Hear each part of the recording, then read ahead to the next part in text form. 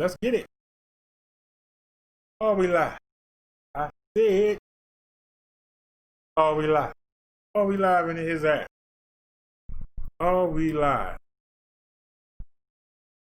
You hear this Cordero name, you know. I said, now you know. The one man show when you in orchestra. Close darts in the house. I'm feeling damn, yo. Let me just get to it. I'm feeling down as I write this song. I'm confused. I don't know where I belong. It's like I'm stuck in between generations. I never fit in. Yo, it's frustrating. I'm alone, walk standing alone. Always want to in the back because I don't get high. You think I'm whack, but now I'm pump because I don't get drunk. I'm going to the weed because I don't run the weed. I reject because I treat people with respect. I trust because I don't suffer problems on society. Or in the man for not hiring me. Or my parents for not being rich enough for not being there. Sorry, life's too short to feel sorry for myself. I want to change the world, not blame the world. Misery, some company, I don't want to lose it to come for me. The thug life is a new slavery. Men killing men, women having that's the safety. Girls fight over guys that ain't trying to do something, get a job. I pass you every day, woman on the corner.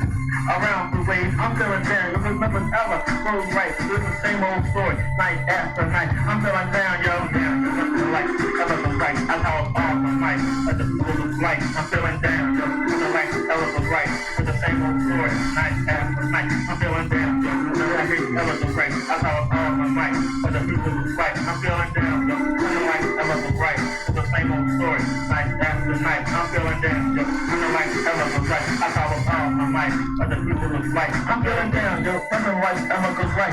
Night after night, I talk with all my might. But I know I keep chasing skirts and I get further undaunted. I keep looking day after day. I keep looking for that special way. She's out there somewhere lurking, and I keep returning on the phone. But in the end, I always get harmed or taken for granted. But I take it fast or slow. I realize never all women are old. Money grabbing, backstabbing, useless, unappreciative, lazy, who more kid.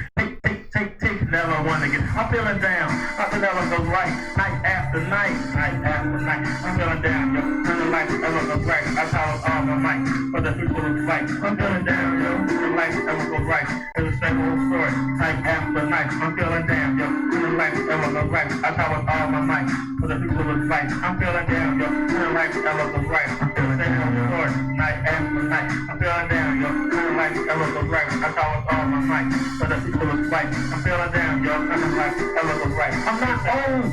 Stop telling me that. I'm not dumb enough to fall into the trap of crazy criminals in my rap. I don't care about myself. That's a cop out. You can't sacrifice your roles. That's selling out. And selling out is what a pop is all about. And if you hustle, then you cheat. If you steal, then you cheat. You see, if you have to cheat to make it on the street, then your body is weak. You're sorry, a scrub, a loser, a fuck. If you're locked up, you're whack. And if you look up to that, then you're dumb. You won't make the effort to be right. But you hang out on the corner all night living in fear. But you can't show up making easy money, but you blow it on fast cars and loose girls who couldn't care less about you and the boys in your crew couldn't care less. If you died tomorrow, I don't feel your sorrow. I'm feeling down, yo, but nothing like ever goes right. Come on with all my might, but the future looks bright. I'm feeling down, yo, nothing like ever goes right. It's the same old story. I'm feeling down, yo, nothing like ever goes right. I thought it was all my might, but my future looks bright. I'm feeling down, yo, nothing like ever goes right. You write the same old story, night after night. I'm feeling down, yo. Ever go right. I thought it was all my might. As the future looks bright. But now you're feeling like ever go right. It's the same old story. Night after night. I'm feeling down. You're feeling like ever go right. I thought it was all my might. As the future looks bright. There was one down. You're feeling like ever go right. Now you know. Night after night. I'm feeling down. You're feeling like ever go right. I thought it was all my might. As the future looks bright. I'm feeling down. You're feeling like ever go right. I feel the same old story. Night after night. I don't hate the player. I don't care for the game. I'm just trying to understand, you know, my outside. I'm looking and I grew up shopping. Ain't a different world. I'm stuck in the middle. Too much energy to be a walk off. Too much sympathy, but I can't be the only one out there. Can I be the only one out there? You sucker. I'm tired of feeling, man. Sometimes up. Sometimes up. Sometimes you feel level. Level to the right. Alrighty. Let's get it. Minister Brother Derrick show. We gotta change the animation. Hold on a sec. Come on and hold me tight, but all you wanna do is cuss, fuss, argue, and fight. See, y'all ain't right. All I wanna do is hold you tight, but all you wanna do is cuss, fuss, argue, and fight. See, I can't help you out with that, but check this out. Take it easy and take it slow. Welcome to the BD show. Take it easy and take it slow, and welcome to the Brother Derrick show. You other YouTubers, y'all straight greasy. Your whack beef videos sound cheesy. Please, somebody release me. Take it easy and take it slow, and welcome to the BD show. Take it easy and take it slow, and welcome to the Brother Derrick show. I ain't stressing, I'm here to teach a lesson. I ain't stressing, I'm here to teach a lesson. I ain't stressing, I'm here to teach a lesson. Keeping you other YouTubers out there guessing. So take it easy and take it slow. Welcome to the BD show. Take it easy and take it slow, and welcome to the Brother Derrick show. Put that la in it. You other YouTubers, y'all straight greasy. Your whack beef videos sound cheesy. Please, somebody call Jeezy. Take it easy and take it slow, and welcome to the BD show. Take it easy and take it slow, and welcome to the Brother Derrick show. Come on and hold me down. Hey, don't turn off the light. Hold me down. Hey, don't turn off the light. Bring my beat back. Hold me down. Hey, don't turn off the light. Don't turn off the light. But take it easy and take it slow. Welcome to the BD show.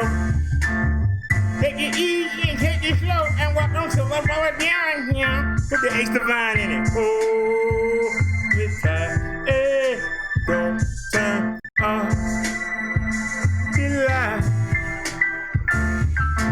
Hold me tight. Hey, don't turn off the light. Don't turn off the light. But take it easy and take it slow. Welcome to the BD show.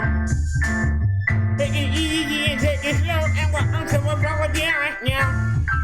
You other YouTubers, y'all straight greasy. Your whack beef videos sound cheesy. Please, somebody release me. Take it easy and take it slow. Welcome to the BD show. Welcome to the Minister Brother Derrick show.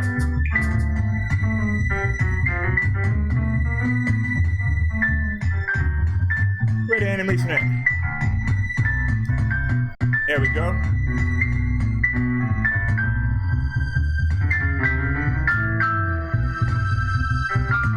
Doggone it.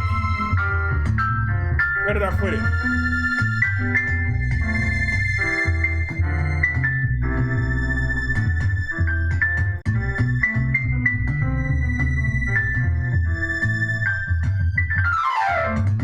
I can't find it. Where it go? Ah, you killing me. You know that? You don't make no sense. You killing me. You freaking killing me. I know she sent me them pictures. Where'd they go? Where did they go?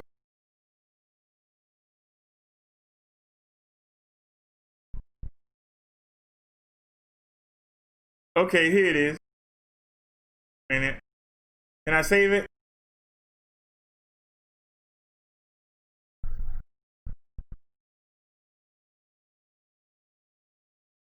What?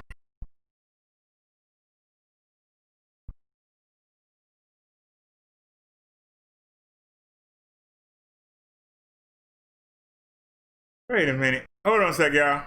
I had a picture ready, and as usual, it done vanished. I know she sent it to me.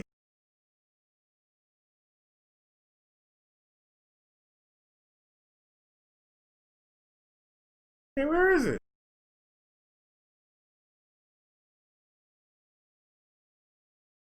Okay. So blow it up. Okay, now let me save the image. All right. I don't know why I had to go through all that when I already had it set up, but I ain't gonna cry about it. Let's go back in. All right, go back to go right there. And okay, it did it. My bad. All right, there we go.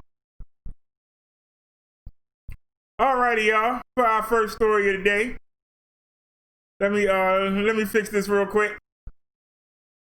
Let me see here. Go back to default. That's good right there. You can just bring it down some. You can bring it down some because I don't know what that symbol is at the bottom. So we don't get no copyright. All right. Thanks to Liz for sending me that picture. How you doing, Naya? Let me pull the chat up and see who showed up.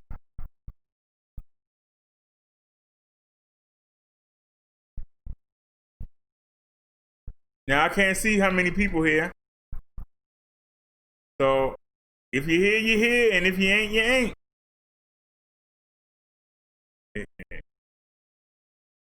Well, we got a doozy today. I'm coming full blast. I'm coming full blast. Now y'all saw me at the store today. Y'all think I ain't got no cojones. Y'all saw what I did at the checkout line today, those of y'all that watched. I was in there loud. I made sure I said what I had to say, and you ain't see nobody come challenge me. Ain't nobody come. I was waiting for somebody to come run up behind as we went out the door. Y'all think I just sit behind this daggone screen and talk? Shoot, I was out there in public. I told them, ain't nobody walk over there and say nothing. I called them out. Ain't nobody come over there and say nothing. Nobody. Somebody sent me a link. I didn't really get to watch it. I watched a couple minutes of it. Apparently, Sissy Mayor and somebody named Jabubi was going at it from the Sonetta team. And so you had two buck dancers going at it. They both was buck dancing. And then somebody sent me a link of somebody named AC Devani, whatever her name is. I'm not gonna diss her. I'm not gonna say anything bad about her. But man, the stuff that come out her mouth. But now I know why there ain't nobody over here. Y'all over there listening to that crap. Everything. Everything. Conspiracy this. Conspiracy that. Ain't heard one thing come out any of them three people's mouths about what we can do about it. That's why they all full of shit. And I said it. And they got a problem, they can come see me. You full of shit. Oh, they're trying to do this to us. Oh, the CV was purposely planned for black folk. Well, what about the other? We only half the people died. The other half are white or Chinese or Korean. If it was meant for black folk, how come only half of us dying from it? We dying from it from not having access to good health care. Because it's not hurting the young white folk that's getting it. You see how the death toll and drop, but the case is going up? Nobody in California can touch the deaths in New York. Nobody. No death count in Florida can touch New York. No death count in Texas or Arizona or Alabama or Louisiana or North and South Carolina. None of their new death tolls can even match what happened in New York City. It's the young folk that's getting in these areas now. It's the young folk that's getting. They out there at the beach. They down at the bar. They at the lounge. They at the pool. They the ones spreading the CV around. But when they start getting around the old folk, when they start getting around the sick people, that's when the death tolls are going to rise, like they did in New York and New Jersey. In those states, everybody ain't all slammed together. In one apartment building, you can have over 100 people in that same building in New York. Unless you're in Houston or Dallas, where you gonna see that many people slammed together at? In one building. But when they start getting around the elderly, they start getting around the sick, that's when the death toll gonna climb and they're gonna have to shut down. But right now, the young folk is carrying it. And that's Trump's excuse.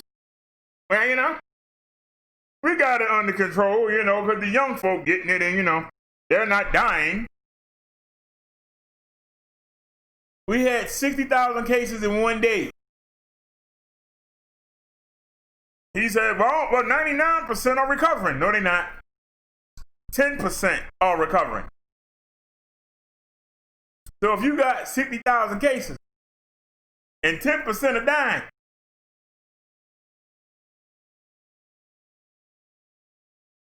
that's 6,000 people that's going to die over the next week or two. How is that handling the disease? But see, in their mind. In their mind.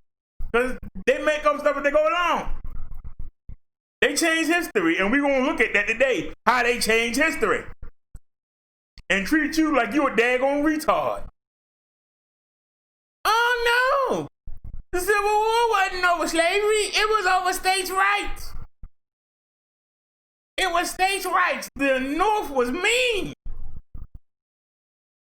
No, the North said, pay the tax on your cotton and pick it yourself. And let them people go. And they said, oh, hell no. We're going to fight. That's what the war was about. It nothing to do with those states' rights. It's the southern states wanted the right to do whatever the hell they wanted. That's what it was about. They crooks, terrorists. And explain to me, why do we have Confederate statues of these terrorists? Explain that, Donald Trump, as you try to shove this crap down our throat. Explain. Why wasn't those Civil War veterans, why weren't they locked up and killed for treason? Why weren't they executed? They were treasonous terrorists to the United States. Why didn't they go on trial? You just sent them home. Yeah, go on home. We beat you up. You didn't go down there and pillage. I thought when you won a war, you pillaged. Didn't Jesus tell the Israelites? Take all the gold, take all the jewelry, take all the money, take all the stuff, but don't bring the people back. You bring the people back, they're going to eventually get you to worship their God. Don't bring no people, but the men were hard-headed. They brought the children back and they brought back the pretty women. And before you know it, the pretty women had them doing dumb stuff, just like Samson and Delilah. There wasn't no Delilah. Samson went and got his hair cut.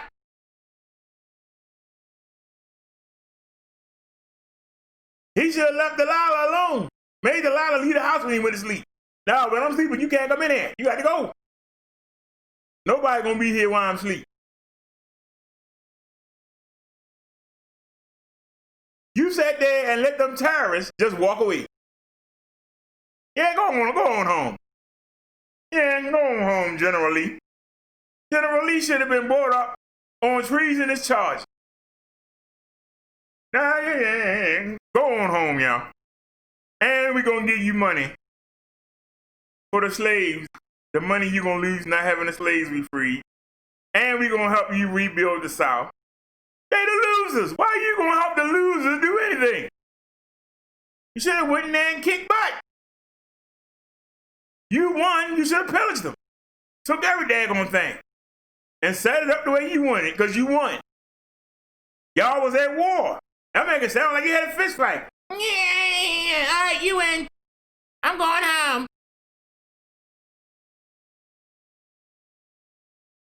We got 13 thumbs down. Thank you for coming. That's 13 views. Anybody want to give me some more? Somebody always saying ain't nobody here. You got a problem? Y'all know the phone number. 443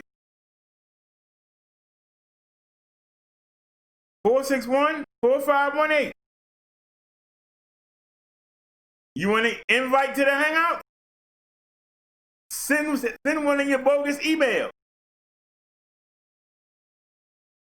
And I'll send you an invite if you wanted to come on here and talk. You want to tell me to shut up? You want to make me look stupid? I done already told you. We ain't got nobody to pick. Biden ain't crack.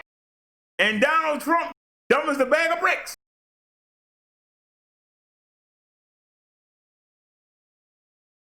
This man in his own little world.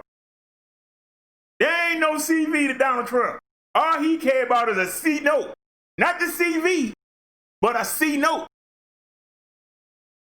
Gonna send your kids back to school so they can get sick and bring it home to you. And then you can take it to grandma and grandpa. And all y'all be sitting down there at the hospital.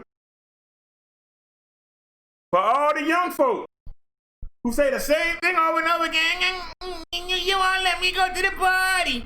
I want to go party. You can have a party, all right. It's going to be in the daggone ICU. Because I see you about to get on that ventilator. You know what they say? 83% of you, when you get on there, you don't come back. Now they saying the ventilator is worse. It make you worse. You had to let all them people die before you realize.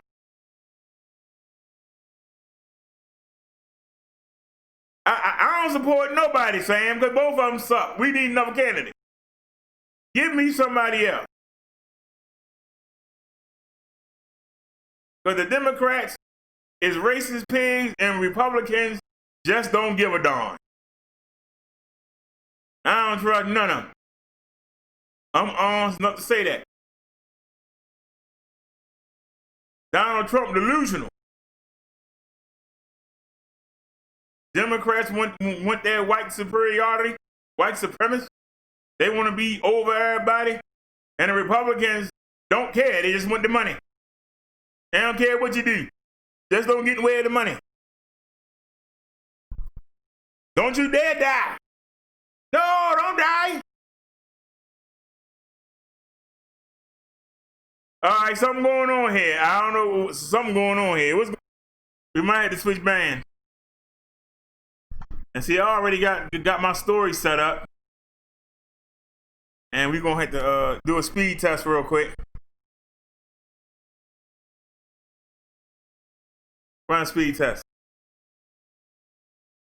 Hold on a sec, y'all. We're doing a speed test real quick. I got to make sure we're kicking out enough data. All right, we doing 22 up. 22 download. I don't know why they don't do upload first. All right. Oh, that's the problem. Now I checked this beforehand, and we did an 8 and a 7. We only using 4. We did an 8 and a 7. So I'm gonna test it again. All right, so we doing 19 down, and I upload. Yeah, whatever. All right.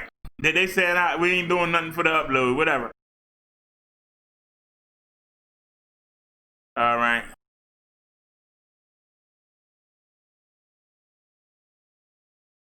I'm in 720. What?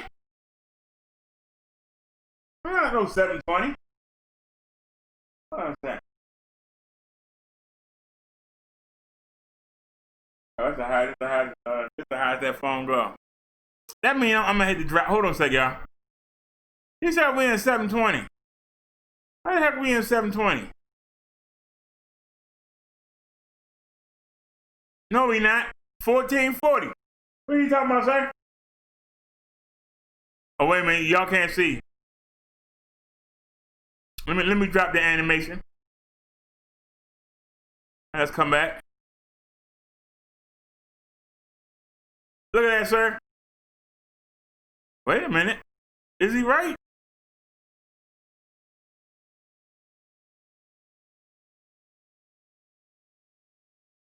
What?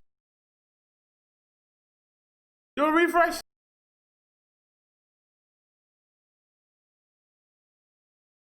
We haven't done 720 in months. Hold on a sec. Something ain't right. No, there it is right there. 1440. Right there on your screen. 1440. 2560 by 1440 is 2K. You see it on your screen?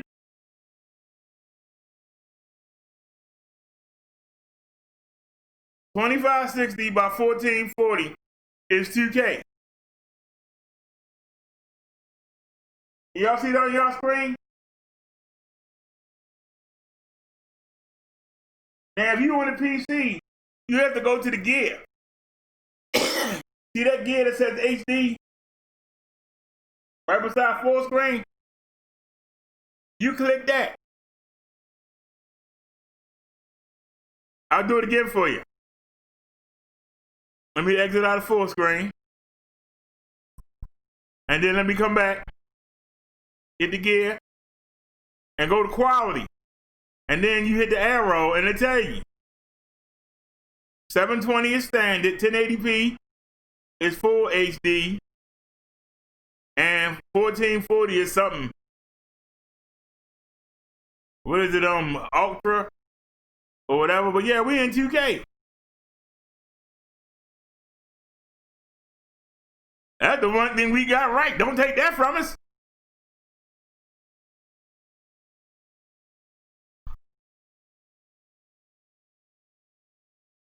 Let me pull the chat up.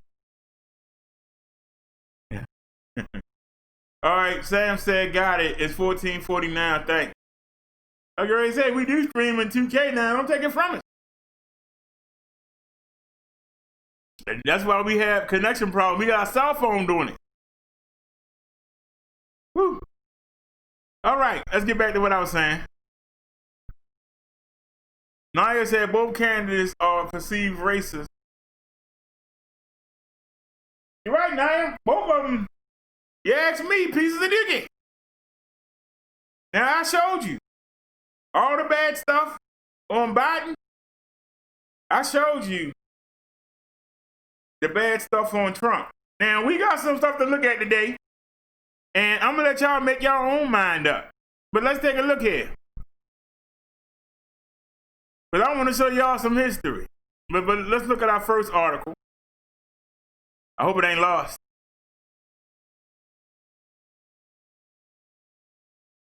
So that's the images.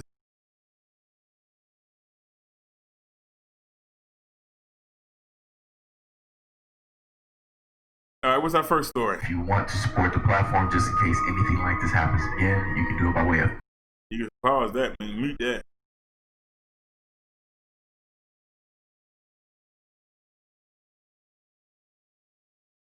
All right, come on, man. Let's try to push your merchandise.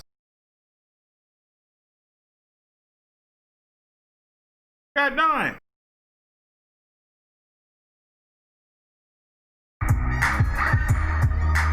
Get the music out of there, man. All right, so this is the follow-up to the very first video that I showed you guys dealing with these two. So here we go. Two charged with hate crimes were trying to paint over Black Lives Matter mural in California. A California district attorney has charged two people with a hate crime after they attempted to paint over a Black Lives Matter street mural in the Bay Area town over the weekend. Nicole Anderson, age 42, and David Nelson, age 53, of Martinez, California, each faces 3 charges, including violation of civil rights, according to the Office of Contra Costa County District Attorney Diana Beckton. According to the DA, video taken over the weekend shows Anderson and Nilsen using paint rollers to try and black out a large yellow Black Lives Matter mural in the downtown area of Martinez. It shared widely on social media. A man appearing to be Nilsen was wearing a Make America Great Again cap and a Trump campaign shirt that read "For years." Quote, "The narrative of police brutality, the narrative of oppression and racism is a lie." His wife was later heard saying that, "Keep this expletive in New York. This is not happening in my town." In addition to the charges of civil rights violations, Anderson and Nilsen also face charges of vandalism under $400 and possession of tools to commit vandalism or graffiti. They face a maximum of up to a year in jail if convicted. Quote, "We must address the root of the byproduct of systematic racism in our country. The Black Lives Matter movement is an important civil rights cause that deserves all of our attention. The mural completed last week was peaceful and a powerful way to communicate the importance of Black lives in Contra Costa County and the country. We must continue to elevate discussions and actually listen to one another in efforts to heal our community and country." I take my chance on Kanye. Protests against police brutality and systematic racism. Washington, D.C. Mayor Muriel Bowser commissioned a large yellow Black Lives Matter mural to be painted on the streets near the White House. Dozens of other cities have since followed suit and created their own Black Lives Matter street murals. New York City Mayor Bill de Blasio has announced plans to paint a similar mural on Fifth Avenue outside of Trump Tower. President Donald Trump later called the proposed mural a hate symbol. Work on the project was scheduled to begin last week, but has since been delayed. Alright, so I'm pretty sure that you heard that last part and you're pretty interested on if Trump actually said those things or if that was just put there for sensationalism and for clicks. Well, let's just go to the proof. Alright, so these are just a few of the things that he tweeted on July 1st around 9:48 a.m. So he stated, "New York City is cutting police dollars by $1 billion, and yet the New York mayor is going to paint a big, expensive yellow Black Lives Matter sign on Fifth Avenue, denigrating this luxury avenue. This will further antagonize New York's finest, who love New York City and vividly remember horrible Black Lives Matter chant. Quote, pigs in a blanket, frying like bacon. Maybe our great police, who have been neutralized and scorned by a mayor who hates and disrespects them, won't let this symbol of hate be affixed to New York's greatest street. Spend this money fighting crime instead." Alright, so as you can see, you just read the tweet. You can go research it if you want to. You might feel that I'm misconstruing his words and that I'm just using this to fuel the flames against Trump because I'm against him and because you feel that, or your opinion is that I'm a liberal or, different things like that. Whatever you feel. You can go look it up for yourself, and then from that you might come up with some other narration to still try to prove that I'm wrong. So be it. So, taken from the words that he stated on his Twitter, that the Black Lives Matter mural that's going to, be on Fifth Ave is seen by him as a hate symbol. I wanted to bring up a little bit of history of how this roughly somewhat happened before. So you see an old paper clip from, I would say, about the 60s, or maybe a little bit past that. And it says the Black Panther greatest threat to U.S. security. Now, we all know during that time that the Black Panther Party, they weren't a violent organization. They weren't doing anything wrong to, in a sense, garner all of this hate and worry and concern from the United States government. And this yet again was through way of J. Edgar Hoover, aka Lady in Red. Now, this is where you have the past meets the present. Now, when I looked up hate groups or hate symbols, these are the symbols that you will see to your right that are used by Caucasian or European individuals. And there's a lot of symbols that are listed down there. You can actually look these up by yourself. Ironically enough, if you read the very small portion where it says the ADL, it says the Law Enforcement Resource on Hate Crimes and Extremists. And we also know that the FBI came out and stated that they said within the last 10 years or somewhere in there that you had a lot of these white hate groups that had infiltrated government systems, right? And a lot of these symbols that you're seeing are some that you will notice that you might have seen here and there. You might have seen these on some biker gangs or different things like that, or you might have seen a lot of these online, such as Facebook groups, Twitter. You might have seen some people use these images on YouTube and so on, and different things like that. This is what these represent. They belong with a lot of these groups. Now, if you look, and I'm going to try to call it out. If you look about the third row, sorry, not the third row. Let's see, 1, 2, 3, 4. If you look about the fourth row to the 1, 2, 3, 4, 5 to the sixth of the last items that is there, you notice something that looks like an African symbol. You would not be mistaken, because they have listed the new Black Panther Party as a hate group. So amongst all of these European and Caucasian hate groups that are against every other ethnicity that is out here that is not white, they have magically decided to put the new Black Panther Party out there. This is again when I gave you guys a video where it stated that the FBI identified Black people who are pro-Black, right, as Black identity extremists. And when the FBI was asked about this, they didn't really have any type of proof. They just really had loose stories and tried to insinuate these people were part of these identities, Black identity extremists, which yet again, this is something that Caucasian, European, the white government made up as the boogeyman in order to give some type of false narrative of something that just did not exist. And if you want to find out more about that, I did a video about that covering J. Edgar Hoover and Black identity extremists, different things of that sort. So let's go to the next clip here. All right, so make a full circle back. This is where we are. When FBI Director J. Edgar Hoover was asked what, in his opinion, was the single greatest threat to the United States of America, he said, Negro unity. So, don't always tell y'all to unify. To get to know your neighbors and your coworkers. And to find what you got in common. So y'all can put yourself together. J. Edgar Hoover, the man responsible for the drugs being dumped into our city, for the guns being dumped into our city. He said the greatest threat to the U.S.A. was Negroes unifying. So he said that before I was even born. But I tell y'all that every week. Are the smallest when it came to the population, during that time, still during that point. They still, in some way, felt that Black people were so powerful and such a threat. Like I said, I don't see it. I don't understand it. I really don't.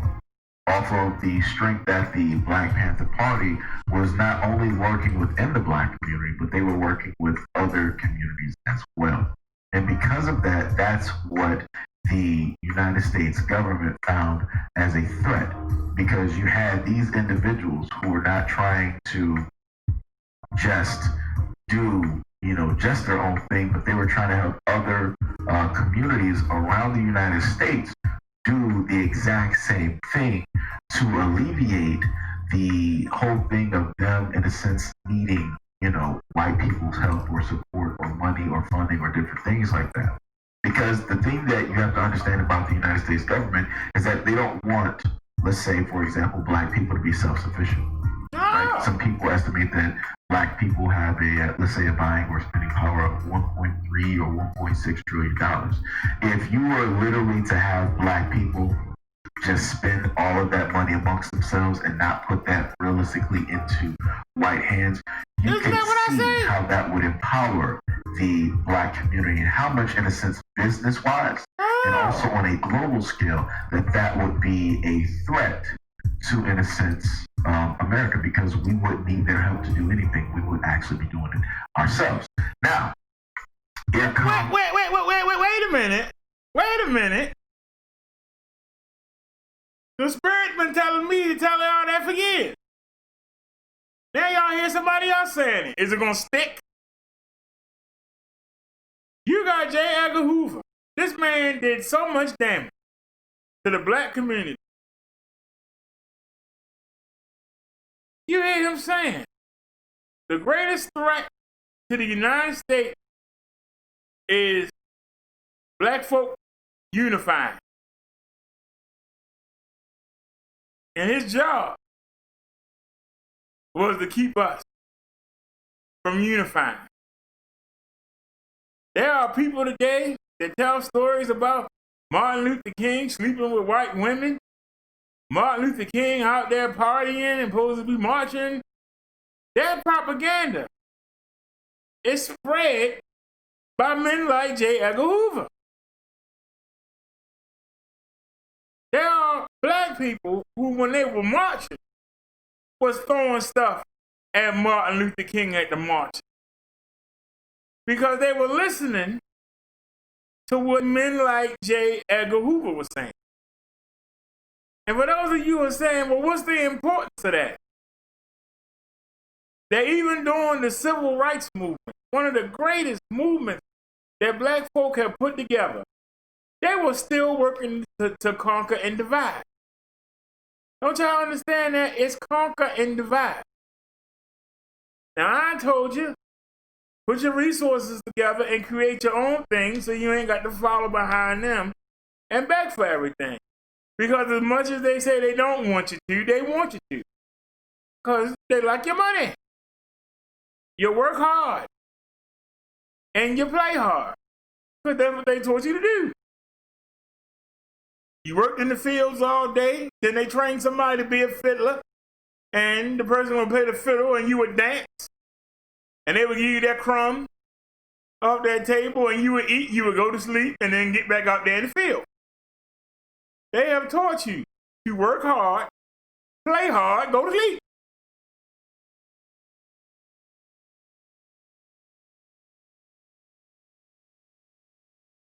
But think nowadays, if you have a party now, the police come knock at your door. Yeah, somebody said you had a party over here. Somebody said you're being disturbing the peace. Well, that's how they entertained us back on the plantation. But now that we got our own, now they want to come bug us. Yeah, man, you got to turn that noise down. They didn't mind that noise on the plantation. They thought we was happy. We was out there dancing. They dancing, they ain't gonna come kill us while we sleep. Now we got our own houses. They still got to control. Hey, can you keep it down?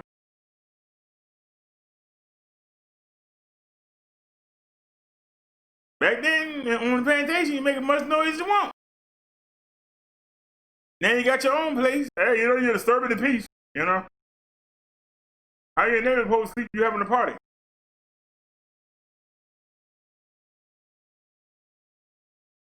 Back on the plantation, all you had to do was dance. Dance and have fun, then go to sleep.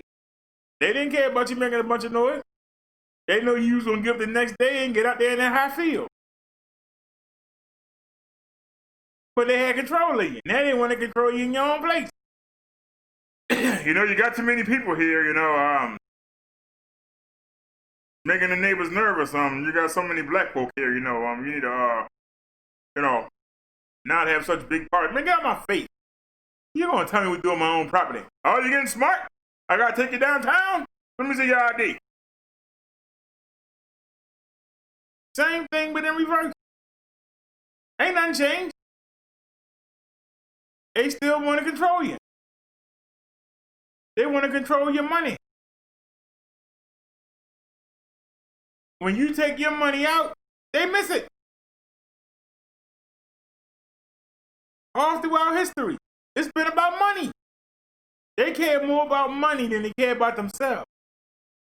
That's never changed.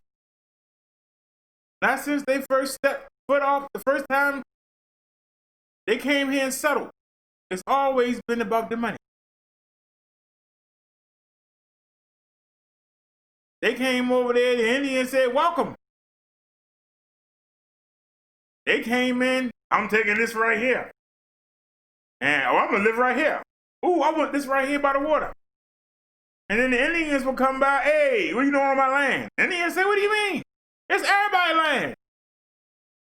You know, they set up tents everywhere and move. They don't sit in one spot all the time. Everybody be everywhere. No. See that fence? That fence means you don't come across it. Come across the fence, I'm gonna shoot you. What do you mean? The land belongs to everyone.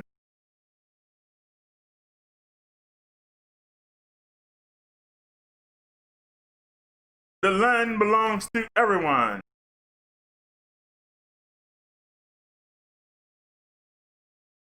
Back in ancient Africa, you had the tribes and they had their territories, but within that territory, you could go wherever you wanted. You wanted to hang out in somebody's land, in front of somebody's hut. They didn't say, hey, you in front of my hut? Get out of there. Why white folk do that? Get away from my house. This is my house. Let me set my fence up. Indians didn't understand. Why are you hoarding everything? We share. Wait, why are you hoarding everything in that storage unit? What are you doing? We all share. I can't go in there and get something to eat? No. Everything is about money. Money, food, and drink. As long as you got money, food, drink, and tobacco, they're good. Hey, I just put that garden down. Well, I just wanted to, can I get a vegetable, a little bit of corn? No. We showed you how to make the corn. What do you mean? We showed you how to plant it. No, that's my garden. It's everybody. No, this is mine. See that little fence? See that fence right there? Everything that's in that fence is mine. And it's to this day. When I was a child in the 70s, y'all. When I was a child in the 70s, you didn't have people lock their doors.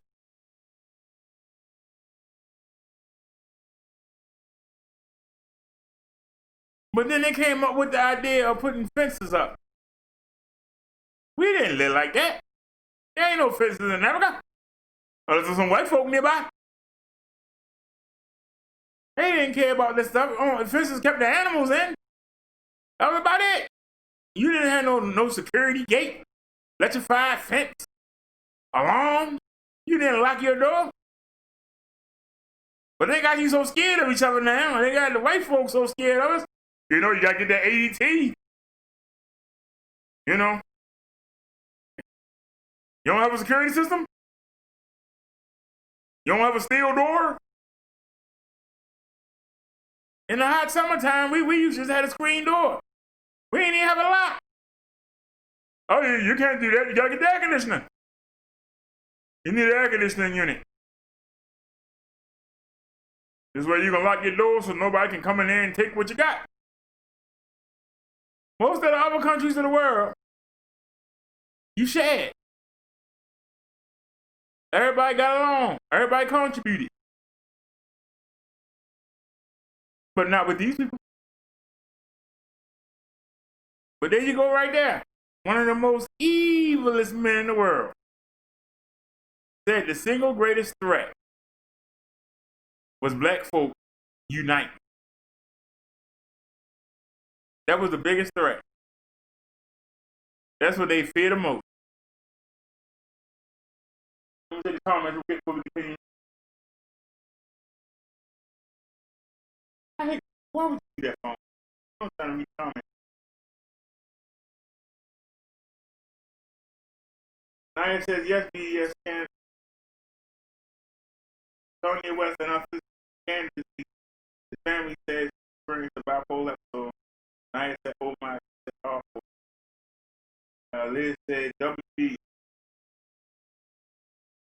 All right. Let's get back. Trump.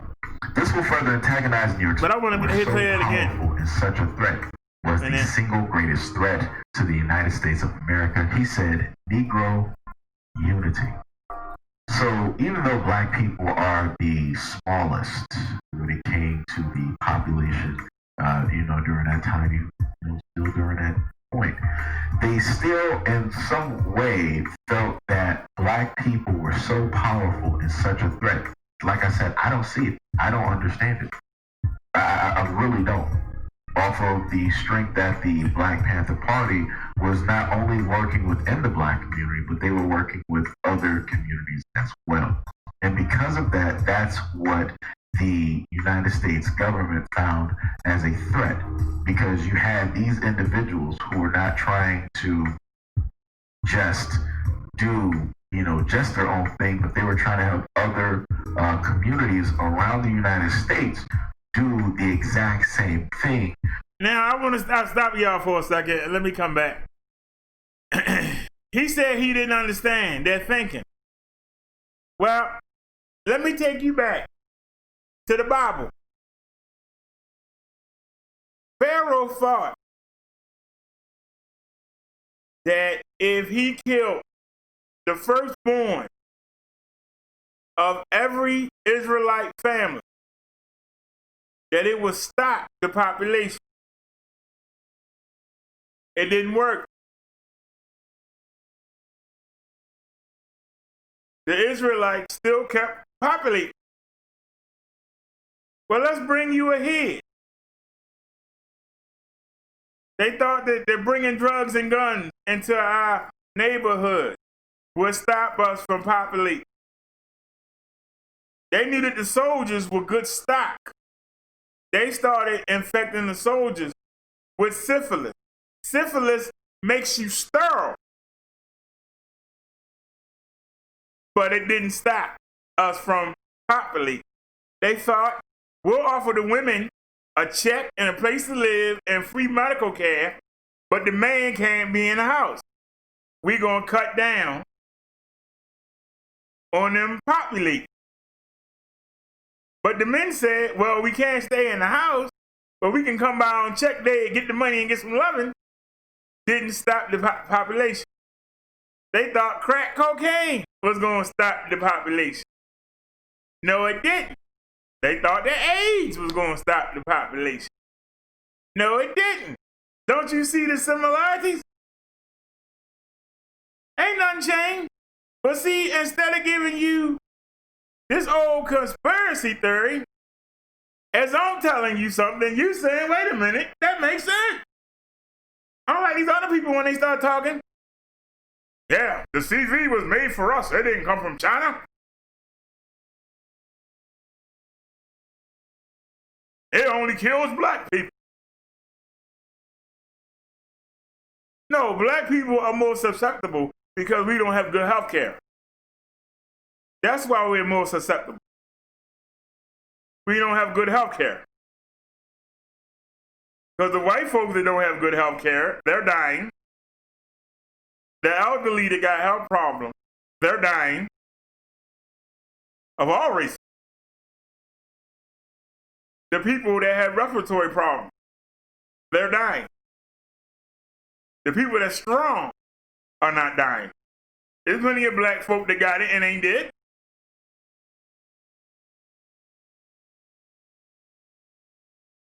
If you're young enough, you're going to survive it. If you're young enough, if you got great health care, you're going to survive it. They're trying to say that this is a plan. The other plans ain't work. Why they think this going to work? Everything they try to do, even coming up with the 3 strikes and you out, even coming up with the legislation to lock you up for 10 times as many years for selling cocaine, crack cocaine instead of instead of regular cocaine. All these plans fail. The same way the plans failed for Pharaoh. Do y'all not see history repeating itself? Do y'all not see that we are the Israelites in America, not Egypt, but we are the Israelites? We in the same boat they were. We have a Pharaoh that's trying their best to keep us down. But see, don't want to get rid of us, just want to keep us down. The same way Pharaoh. Every time Moses and Aaron went there and told them what God said, and they give them a plague, Pharaoh wouldn't let them go.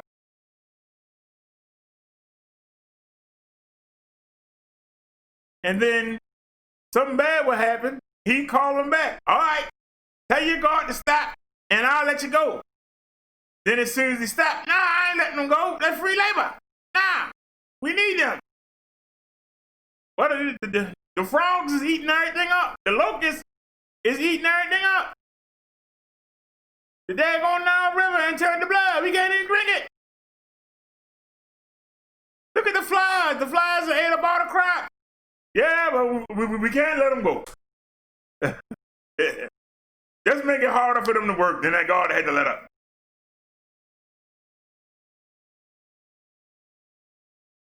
It's the same thing. They won't let us go. Won't leave us alone. Want us to stay under that thumb. Well, we got to be superior over somebody. But be the first ones to go overseas and tell them, y'all ain't doing right. Well, what are you doing? The other countries need to say, what the heck is you doing? And y'all notice they keep the weapons. They stay on the technology. They ain't worrying about hand-to-hand combat. They want planes and bombs and mines. Why? Because they know they're physically inferior. Why you see them walking around with guns and, you know, if you can get to them before they get to that gun, you can shove it up their butt.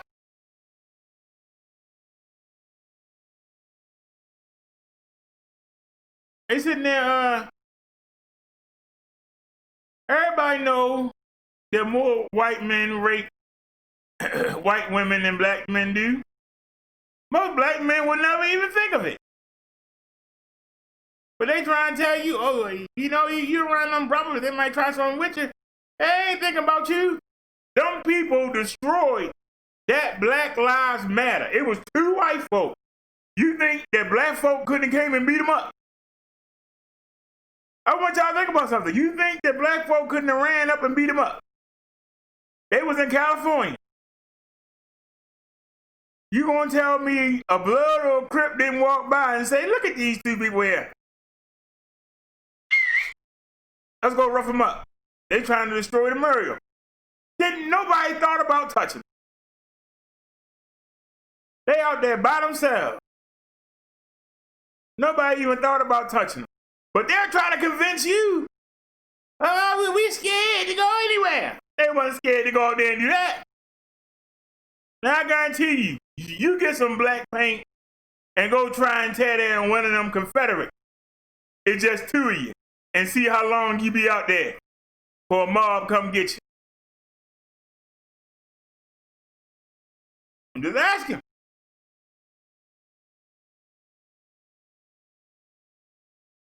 See, I make good points. Some people just left. Hey, have a good night. Can't handle the truth. Take it easy and take it slow. And go where you got to go.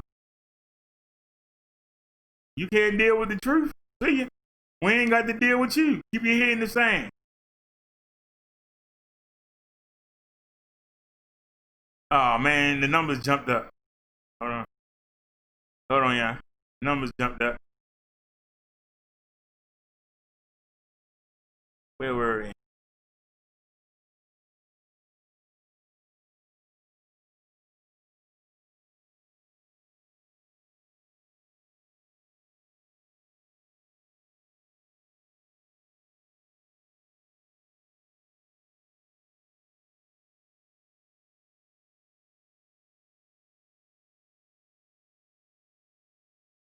Is this one yesterday or the day before? Give me a second, y'all. I need to take a look at this. Yeah, I did that last night. Wait a minute, I covered that last night. Let's go back. We covered that last night. All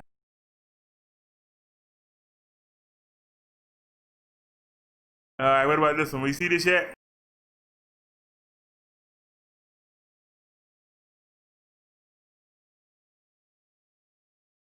I think I covered this last night. But we'll take a look at it again. I might have covered this last night, but y'all wasn't here. They loading the ad.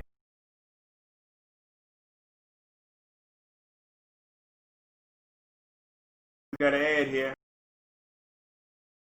This is old Chump the Hump.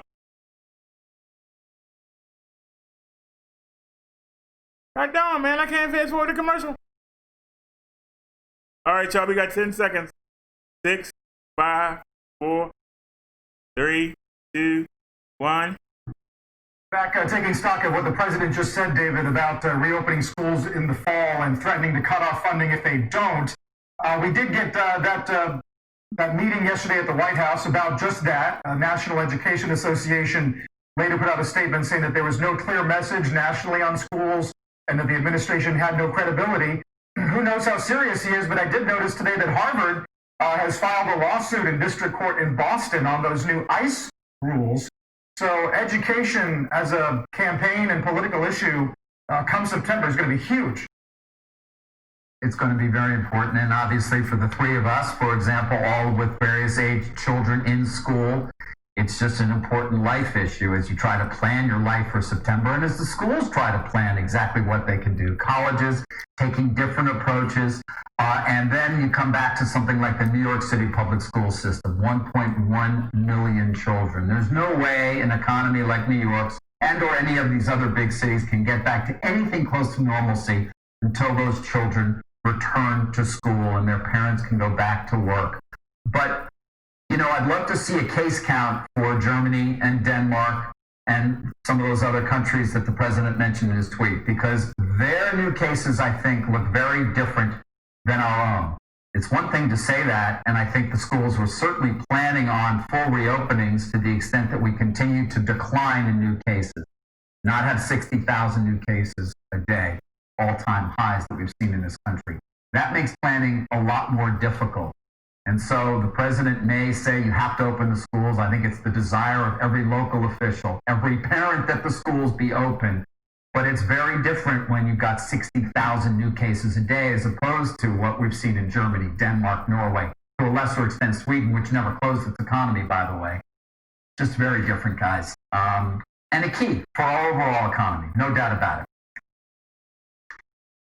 Yeah, I mean, you can't find anybody who, in an abstract way, says, no, we shouldn't try to open the schools. I do wonder what standards, what's going to be tolerable in terms of outbreaks, in terms of new cases coming out of a school environment. It's going to vary everywhere. And also, I don't know if the withholding of federal aid, which is not really generally a very big part of local school budgets, is going to be the thing that changes that equation, Carl.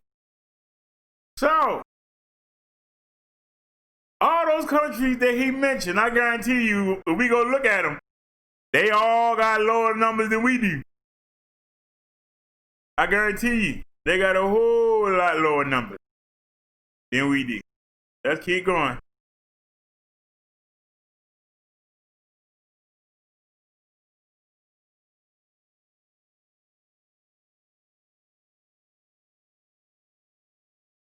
Wait a minute, what's this? Oh, I know who that is. Video unavailable. Yeah, y'all know who that is.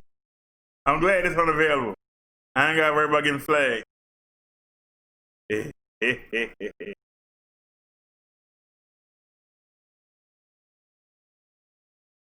All right, who is this? this, y'all. No, sir. No. Like a nigga talking like this. I bet, listen, I don't know what it is. No. Black people don't come out and see them. You know, white people know. Listen, woman, everybody black here show knows why you don't like talking. You don't like a nigga talking to me like this. Niggas never done that like this. I know what it is. Don't tell me what you don't like. You don't know who you're talking to. Like I don't come with you don't like. Just buy a ticket and see who get my butt real. No. Listen, I'm a minority in this country. I'm from England. You're a minority. You don't even around America. You white. You going to one of these cities you want to go. Are you from England? You more clear than me. You from England. When you say you're a minority, you know you can go to town, you can neighborhoods, you can buy things. You can open a business downtown Chicago and do business, and I can't do it, but you from England. So you got the nerve to come over and be mad at me because I'm proud and I want to fight and be confident and get my people to be proud and fight and be. You've been the minority too. You've been in the minority for 400 years and you clear than me. You dream. You are clear than me. Everybody knows you. How many of you white people truly believe that she's not as free as me or any black man? If she can open up a shop downtown, he can't even rent the store. You can. Don't compare yourself with a black man. Yeah, they walking her and you let us to that. She's a woman, though. One woman says she's a white woman and she's in the white society. I'm not getting on that. The woman is most clear of all black people in Chicago. Well, I don't know about that. Well, I know about it. You're a hypocrite and you say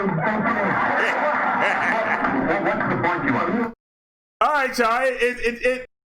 This is an old clip. This is from the 60s. But it brings the point home. I tell you what happened. It brings the point home. The lady didn't like the way Muhammad Ali was talking. She thought that he was too arrogant. He was too confident in himself. And Ali called out. He said, why are you upset? Because a black man got confidence? I'm a damn champ of the world. I got a gold medal. You just upset because a black man is speaking his mind. She goes, hey, I'm a minority too. I'm from England. He said, minority? He said, you from England, that means you can flourish in both countries. England and the United States. No, I'm a minority because I'm from England. Like, England used to own this place. What are you talking about? You can go downtown and open up a store. You can go to the restaurant. You can go to the bar. I'm the heavyweight champ of the world. I can't do that. They're going to say, no color folk allowed. How you a minority? And I'm still asking you women, when you outnumber the men 4-1 on the planet, how the hell you a minority? I'm waiting. How you a minority? She's a minority. She can get on the boat, go back to England and be accepted and go do whatever she want to do. She can go downtown Chicago, go downtown New York. She can go down there in the back hills, in the back neck of Georgia and Louisiana and South of North Carolina and do whatever she wanted to do. 2020, we still limited where we can go. But she's going to put herself in the same boat with us because she came over from England. But this is what I'm telling you, it's something wrong with the mind. They convince themselves the same way I just said. How are women a minority? See, they killed the civil rights movement because they got the black women to get with the white women, and we minorities, and we need to get better things on the job.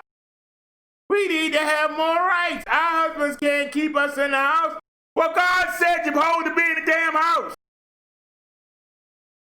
But see, in their mind, no. We gotta make a change. We can't stay to the norm. We gotta keep changing. How you don't think that slavery is wrong? Would you want to see your own child enslaved, but you can enslave other people? That makes you sick. You got mental issues. And I'm saying it. Summer Breeze, tell me I'm incorrect. Women gotta outnumber men. God set that up way back then because a man could have as many wives as he could afford. If there wasn't no wives,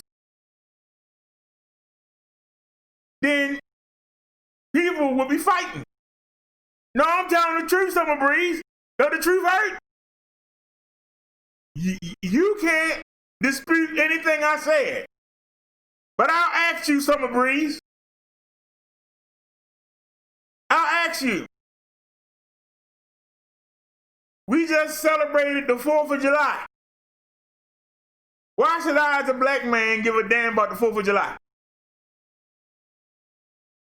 You celebrating winning the war and winning your freedom from England. But you won't set the black folk free. You won't set the black folk free. When the generals for Great Britain said to the slaves, we don't have slavery anymore in England. Come join our side. And when we win, there won't be no slavery here. They went and joined. The white folks said, what you went with them? Hell yeah. Well, you ain't happy washing my boots. You ain't happy getting whipped. You ain't happy me raping your women before you get to even touch them. You're not happy. Well, we're going to kill the British and we're going to kill you, goddammit. Francis Scott Key is a racist. They never play the 3rd stanza where he talk about the slaves running and joining the British and how they gonna get them and how God gonna get them. Do you want to hear that, Summer Breeze? The stuff you saying is not touching what I'm saying. So they had no problem because they didn't want to pay no T-tax. And they was afraid the British was gonna make them stop doing slavery if they turned against their own country. But never occurred to them one time, let us go. I'm asking you, Summer Breeze. So, they won. The North decided they didn't want to do slavery no more. So they decided, the South said, you know what, we're not paying tax on this cotton. Now they used the excuse of tea with Britain. Look up the Boston Tea Party. Look it up. Now, we ain't paying tax to the government for our cotton. And we not gonna stop our slavery. And that's why they seceded from the Union. And then they became traitors and terrorists. All that Southern heritage you hear people talk about, they traitors and they terrorists. So then tell me what I said was wrong. I'm listening. I'm listening. And let me make sure I show what you said. You said some words I got blocked. Alfred, come on, Summer Breeze. Come in here and tell me I'm wrong. Don't tell me I'm wrong. All that Southern heritage is another word for Southern terrorism. Come on, let's duke it out. Let's duke it out. Because I got stuff I ain't even showed yet. They show you what happened. Why the war happened, and show you what they did after the war. You ever heard of the Lost Cause? The Lost Cause is a campaign that the losers, the traitors, the bums of the South came up with to excuse their loss and to change history.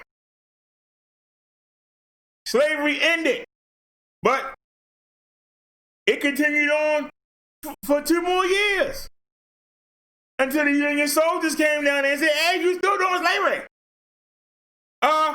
Did you know why? Did you know that after they did that, then they said, hey, guess what? It's a little hole in that 13th Amendment. It says if you're a criminal, you could be treated like a slave. And guess what they did? Start locking up black folk for no reason at all, so they could rent them out to the plantation. So you still had slavery in. You still had slavery going. That's how hard up and crazy they is. They sit around. They sit around. Hey, Summer Breeze, do you got something to say about the topic? All you doing is throwing insults. All you doing is throwing insults. I'm giving you fact after fact. You ain't debated none of it. You just calling me names. That's how I know you got you in your feelings. What does Tommy have to do with this? Tommy over there buck dancing. He would never say what I say. Y'all wouldn't donate to him. I don't care if you donate or not. I'm telling the truth.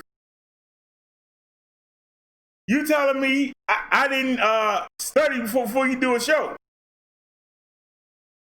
Well, you know what?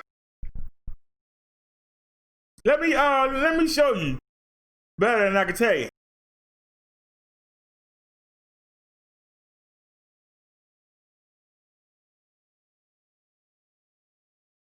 Let me see here. Ooh.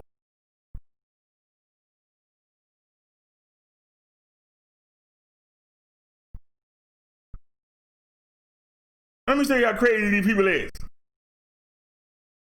What's going on, guys? Welcome back to another juicy video on the channel. Today, we're going to be taking a look at an entitled Karen causing a scene on a bus because no one would give up their seat.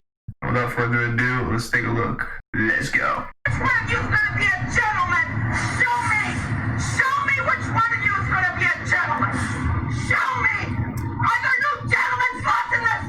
Are there no ladies spots in this world? They kiss! Go out of the way! No, don't touch me! That's what happens when you be nice. Move!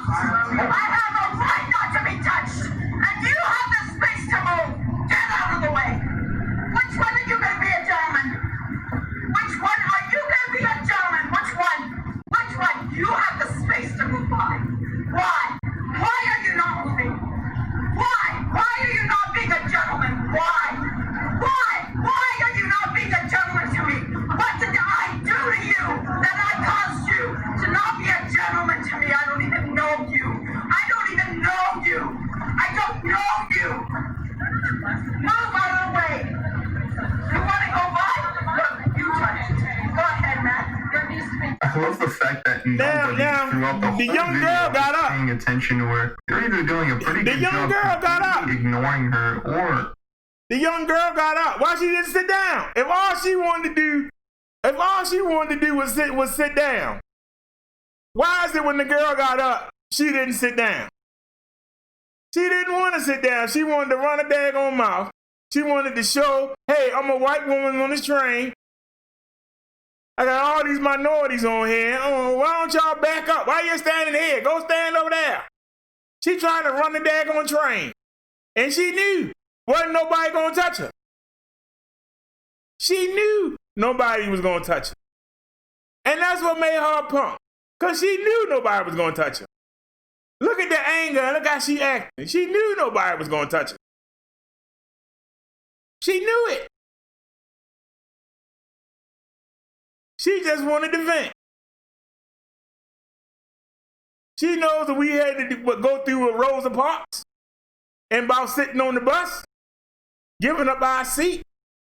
We ain't got to give up our seat if we don't want to. And then when the two kids got up, because you heard the guy say, they kids, why are you howling at them? They got up and gave her the seat. Both of them got up. 2 seats right there. Did she sit down? Nope, get right on yelling. Something wrong with the mindset. But you want to make excuses. Let's keep going. being a police officer should. Check this out. Look at this.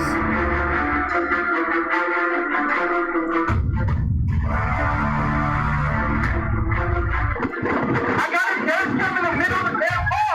You want to pull out a gun when people turn the bar? Okay, right there.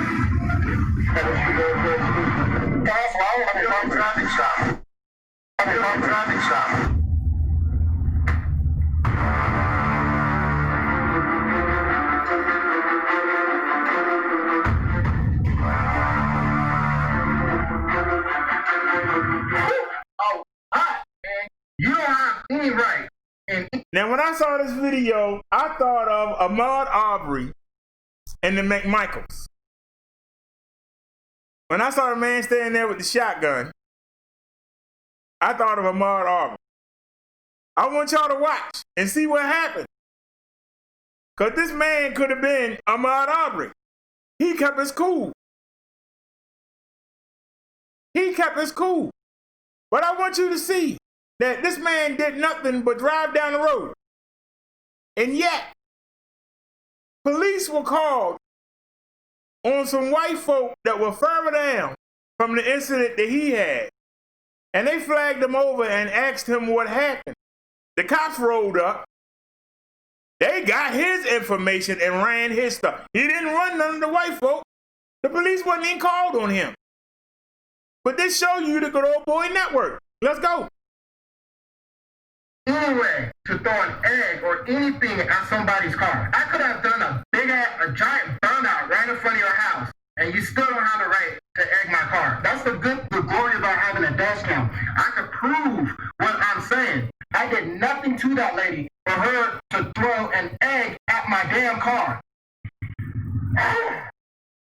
So I need you guys' help. I need your help right now. I need you guys to share this video. Share, and share. Oh, no. Share this video with everybody, especially if you stay in the Northern Nevada area. This incident in particular took place at Stagecoach, Nevada. It's a small city near Carson City. And that's where these two individuals live at. Now, I'm not going to post these people's address because I'm not trying to open them up to any sort of harassment. There we go. However, there was about 30 other muscle cars that drove down that street that day. And from what I've been told, that these people assaulted other people. All right, y'all, there we go. Well. I heard that they smacked somebody's side view mirror, they punched somebody's car, and they cussed them out as they drove by. That is completely unacceptable. You are not law enforcement. If you have a problem with people on the road, you call the police. So like I said, share this video. The world needs to know that there are people. Have a good one. All right, y'all can see we're being trolled. Who cares? Somebody hurting their feeling. But let's get to it. Come out armed with a baby firearm, and then this old, crusty, trifling ass like this that would come out armed with eggs.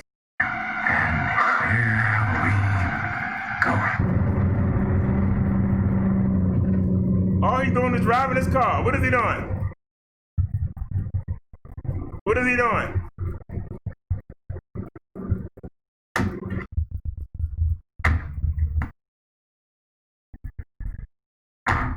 Oh, you got a bitch fucked up. You hear me? You got me fucked up.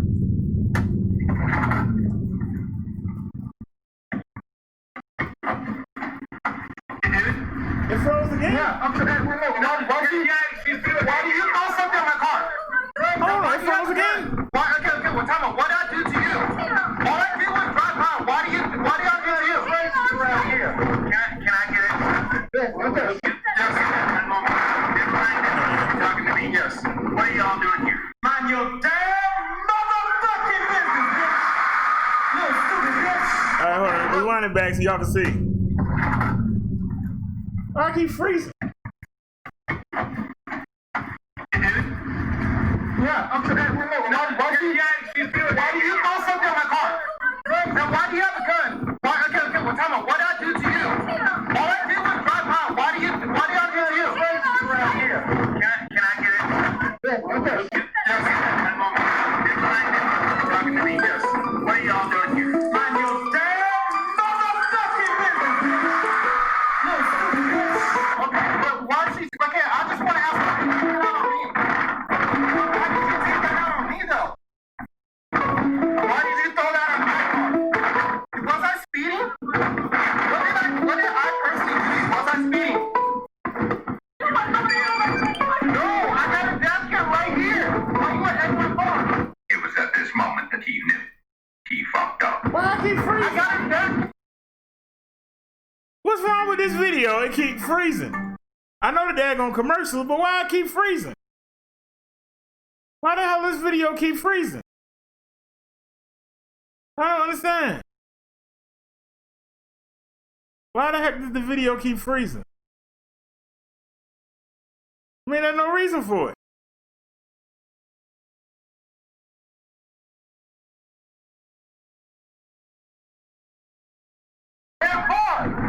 Why you want to egg my car? And why do you have a gun? Somebody keep calling. I thought it was freezing. Somebody keep calling. Man, go home. I just want a sorry. That's all I want is a sorry. You threw an egg on my car. Okay, we can take that off right now. We got a bunch of people down here, man. Yeah, I'm driving slow as shit. Yeah. Got kids. Those kids are happy. Those kids are recording. Those kids are happy as hell. I'm driving like 20 miles per hour at that. And those kids are happy. They're telling people to do it. All right, man. I'll take care of it. But just tell her that's not cool next time. I know it. I told her don't do it. All right. You know, women. You can't physically, you know. Yeah, that's fine. I appreciate you being honest and having a simple talk, but yeah, that's just taking too far. They keep making it freeze.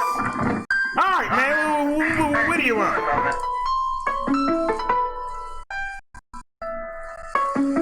I hit a set.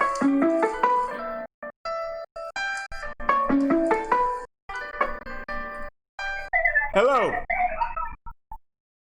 Hello. Hello. Brother Derrick Show. Mr. Brother Derrick Show. Hello. Can I help you?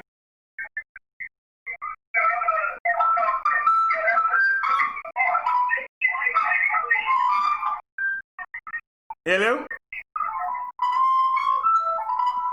Alright. As y'all can see, they ain't got nothing to say. Go ahead and hang it up. I ain't answering no more.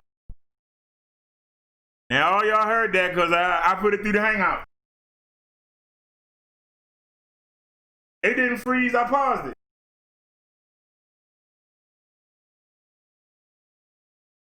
I appreciate it. Yeah, so it's fine. Don't worry about it.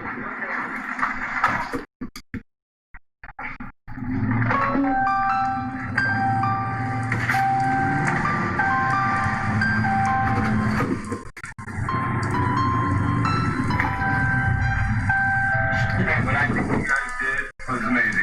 She egged my car and I got dash cam. I'm definitely gonna upload it. If y'all want to see the video, this is the cameraman right there. I'm uploading the whole thing. I got a dash cam when she egged my car. I wasn't like, I understand if I'm a killer or something, my uncle in 20 miles per hour, she threw a big ass egg in my car. Yeah, that's not right. It's not. Hey, I appreciate you guys actually coming. Thank you. Thank you. Appreciate it. Thanks. It's fine. Don't worry about it. Thanks. Now look who pulling up. That man ain't done nothing. Look who pulling up. Oh, sir? No. I actually still want to talk to you. So, okay. It's not me that they was calling about, so I don't know that yet. Okay. Stay right there.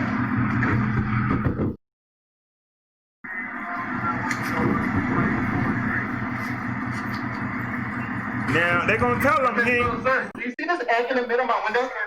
Yes, sir. He's good. He's okay. Okay. Sir, can I... Okay, I'm not going to get her in trouble or anything, but I just want you to see this egg that she threw in my car. I'm not going to put names, but I just think... Okay.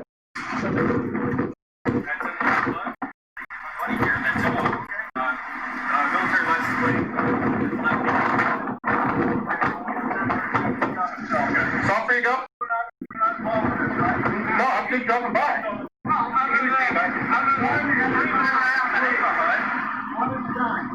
Okay, I'm free to go.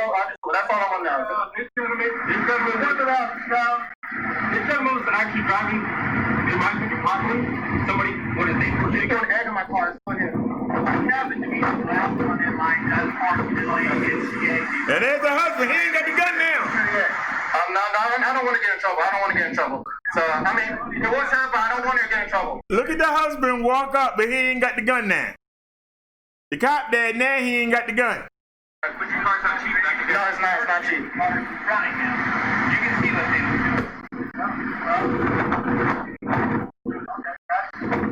Am I free to go, sir? No. I can't go. No. I mean, He can't go.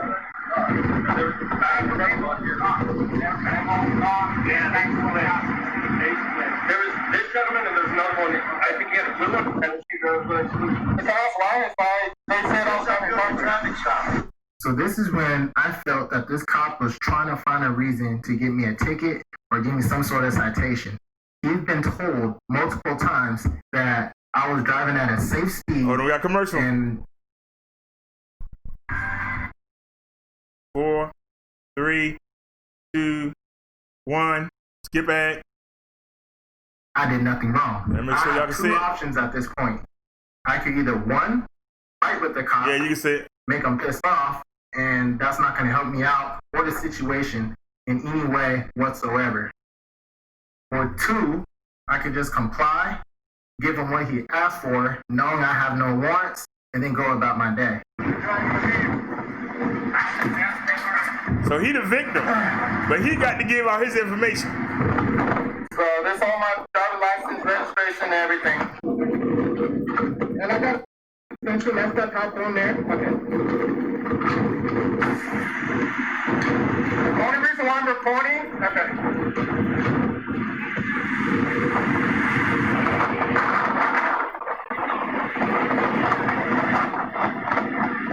So the only reason why I'm recording is because she ate my car when I was driving 10 miles per hour.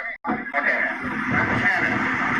Okay, when I get a whole bunch of people in, it's just me. You see why I'm done. Okay, but, I understand, sir. Okay, but he the victim. Why you not going to get the lady?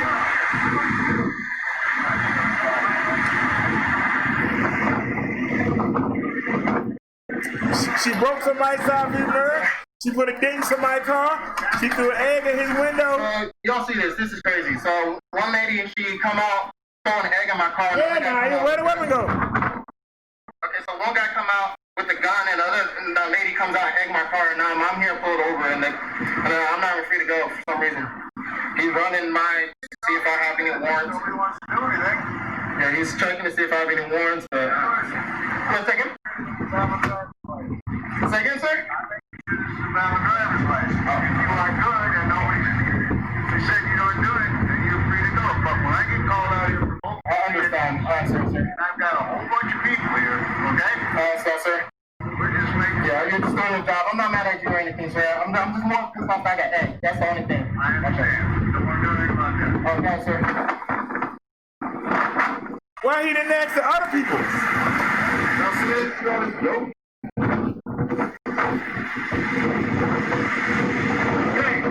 My partner's done with a ball shop. Everybody good to go? Yeah. Okay. Thank you, sir. Y'all have a good one. Y'all going. Blue one, nice guy. Good. Everybody else? Look at him, he's right there. Had the gun. Back around there. He ain't hiding. He right there. Yeah, man. That's fine. That's fine. Yeah, boy. I burned the gun on I you. don't What want you to get in gonna trouble or anything. It's fine. I jumped over her ass. do? Look at him. Yeah. Thanks for apologizing, by the way. Don't worry.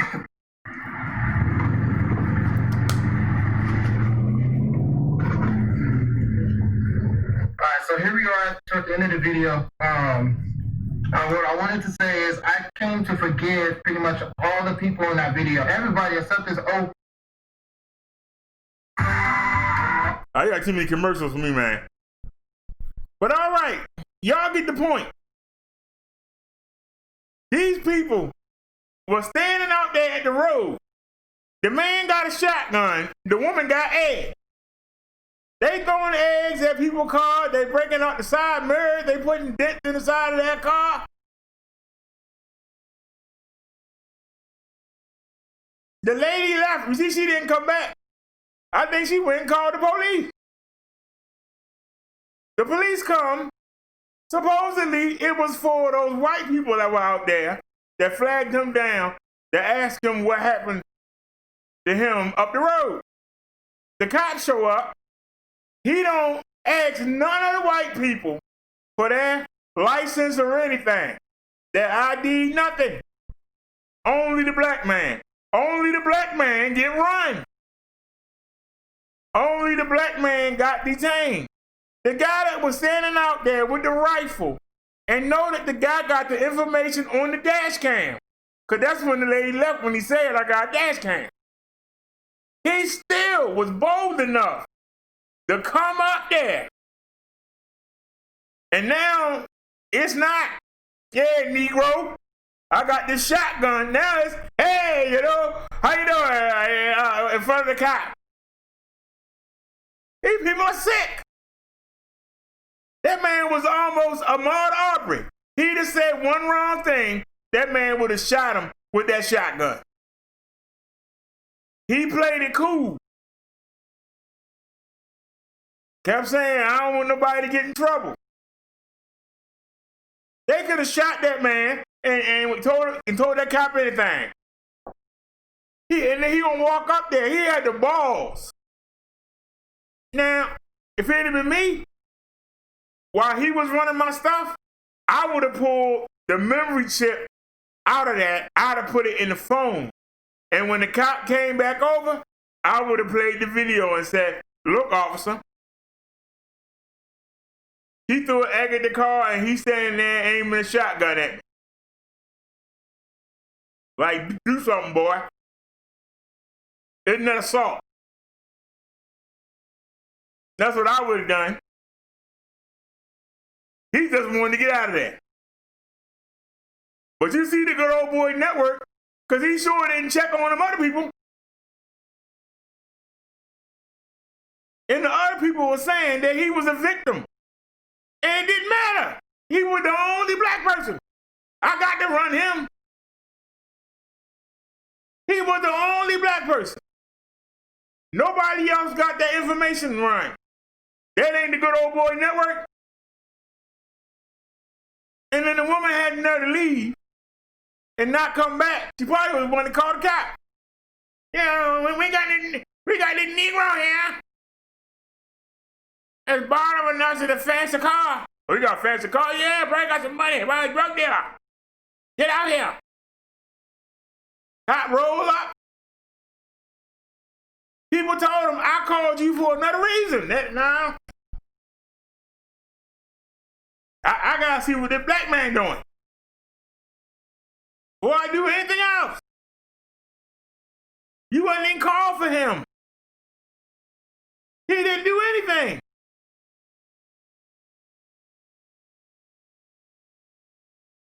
He tell you he got everything on the dash cam, that he didn't do anything wrong. Well, I still got to run you, black man. A reason to have you handcuffed and out the way so I ain't got to worry about you. But he turned his back on the man and walked down to that other car. That cop turned his back on the black man and walked down and said something to the car that pulled up. But he's so worried about the black man. Let that marinate.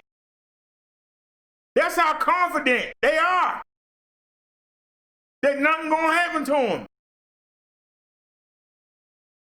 The man was standing out there threatening him with a gun. That is an offense. That's a 10-year offense. He walked up like it's nothing. Yeah, what's going on? Yeah, hey, how you doing? Yeah, how you doing? Hey, hey, she kind of crazy, I talked to her there. You was holding the gun on the man. You walk up to him like he's your best friend when the cop there. Do you see the illness? 5 minutes ago, you was ready to blow that man in smithereens. Now you, hey, buddy, old pal, old buddy. Do you see? Somebody can say what they want to say, but you come in here and explain that. You was just standing there. Now, hey, what's up? Yeah, hey, buddy, hey.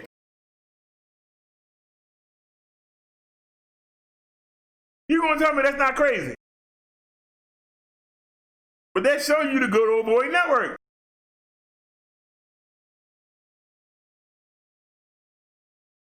Did none of them white folks say that woman's name? And say, yeah, she went up in the house. Why don't you go check her out? Not one person said that. Not one of them mentioned that man had a gun. They protect each other. Even when they're wrong. Because they'll make it in their mind that it didn't happen. That man wasn't standing there threatening him with a gun. While his wife threw eggs at his car. I'm like, I dare you to do something. I dare you. Do something. Give me a reason. And then the cops show up. And he getting along with the other white people. He comes in there, hey, how you doing, friend? Hey, you know, she got crazy. Hey. He should have punched that man in his mouth. You ain't got the gun now. Now what? But guess what? The cop got the gun. So he couldn't do nothing. The deck was stacked against him. Now, like I said, I would have took the memory card out of that dash cam and I would have transferred it to the phone and showed the cop on the video what the woman did and how the man was standing there with the gun. Then the cop would have been, well, you know, they just were they were defending their property. Officer, I'm driving by. I didn't stop and go on their property. Why are they flashing a gun at me and throwing eggs? I haven't done nothing to them. You're going to have to go over there and do something. Well, I'm going to go have a talk with them. And this should not happen again. Because, see, they're going to do everything they can do. They're going to do everything they can do to protect each other. How come we don't do the same? Why are we so divisive? Why are we so divisive?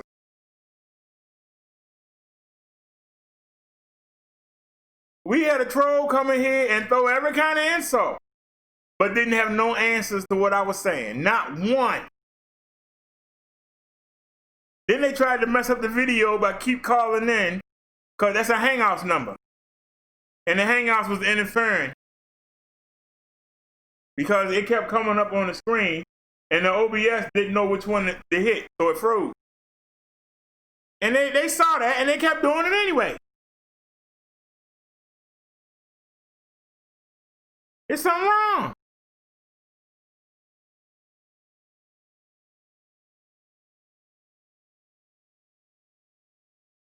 All right, hold on a second.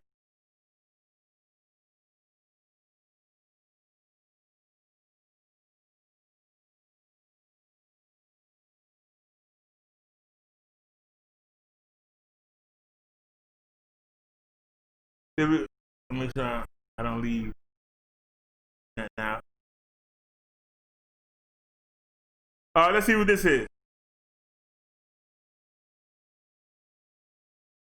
So you can't show me what it is, but you can play the commercial. You can't show me what it is, but you can play the commercial. Y'all see what I'm saying?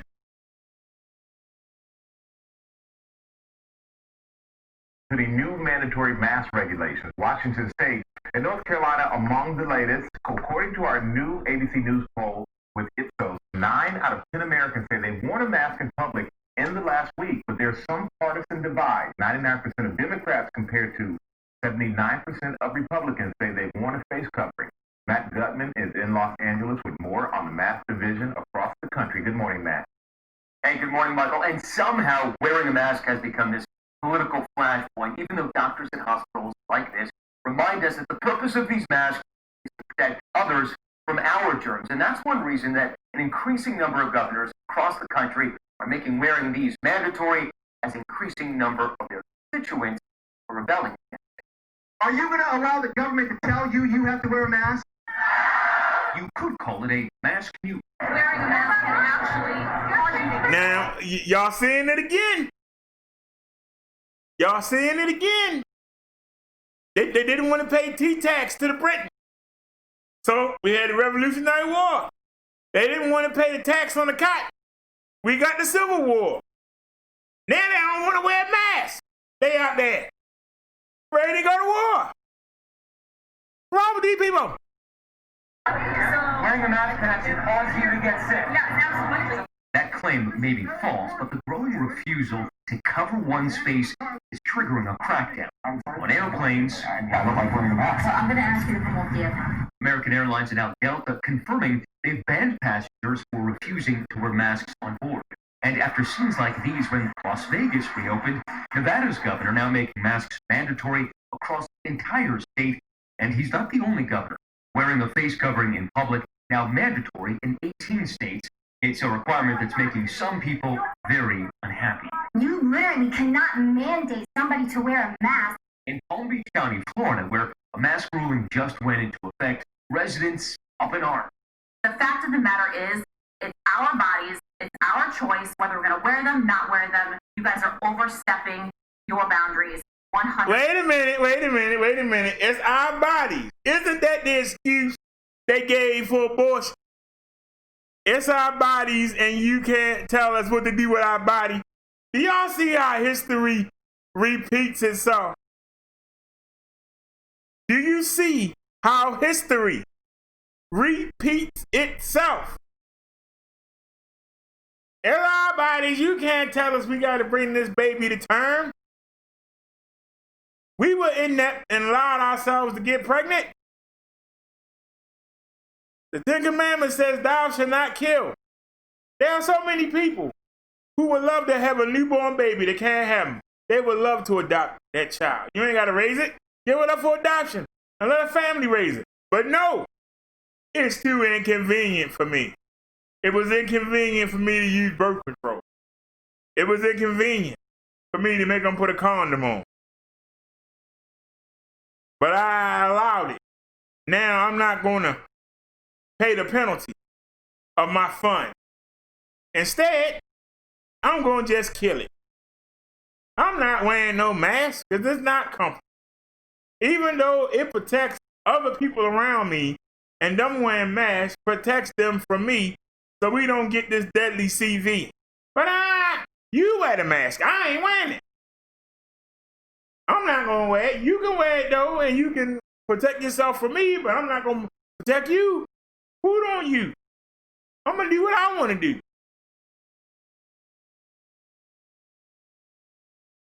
I understand that the tea got to come over in the boat. I understand you got to pay for the boat. You got to pay for making the tea. You got to pay the sailors to bring it. But God darn it, why I got to pay taxes? You should provide the tea for free. Why I got to pay taxes on it? I got the slaves picking the cotton. They doing it for free. All profit should be mine. Why should I have to pay taxes to the government on the cotton? Why I gotta pay taxes on my money? I don't understand why I gotta pay. Y'all in the North can pay, but we ain't paying taxes. God darn it, I'm succeeding. I ain't following this no more. I don't care about the roads. I don't care about the schools. I ain't contributing nothing. I'm better than that. But this is the mentality, and I'm showing you the pattern of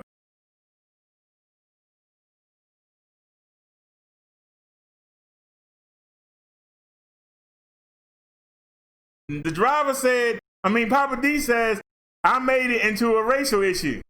Well, was you here earlier? Because I sent you the link where the lady said, I came over here from England. I'm a minority. That was the funniest thing I heard in my life. But that's the mentality I'm talking about, Papa D. The same way these people talking about the mask. They were talking about paying the tax on the tea, the tax on the cotton. The woman gonna say, because she came over from England, the country that used to own the United States, that she's a minority. Everybody over there came from England. How the hell you a minority? How that make sense? But in their mind, it makes sense. The same way I said women say they minorities. They outnumber men 4-1. Now they're the minority. Minority means smaller number. It's more of you than us, so we're the minority. No. It's 4 times as many as y'all. How you the minority? Well, we not treated right in the workplace. You ain't supposed to be working.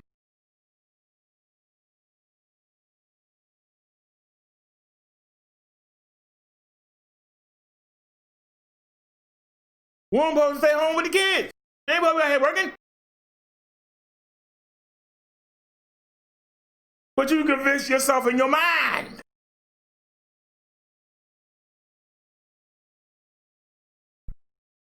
Let me see what his answer is. I'm listening. You said that I showed you from the beginning. That same mindset is from the beginning.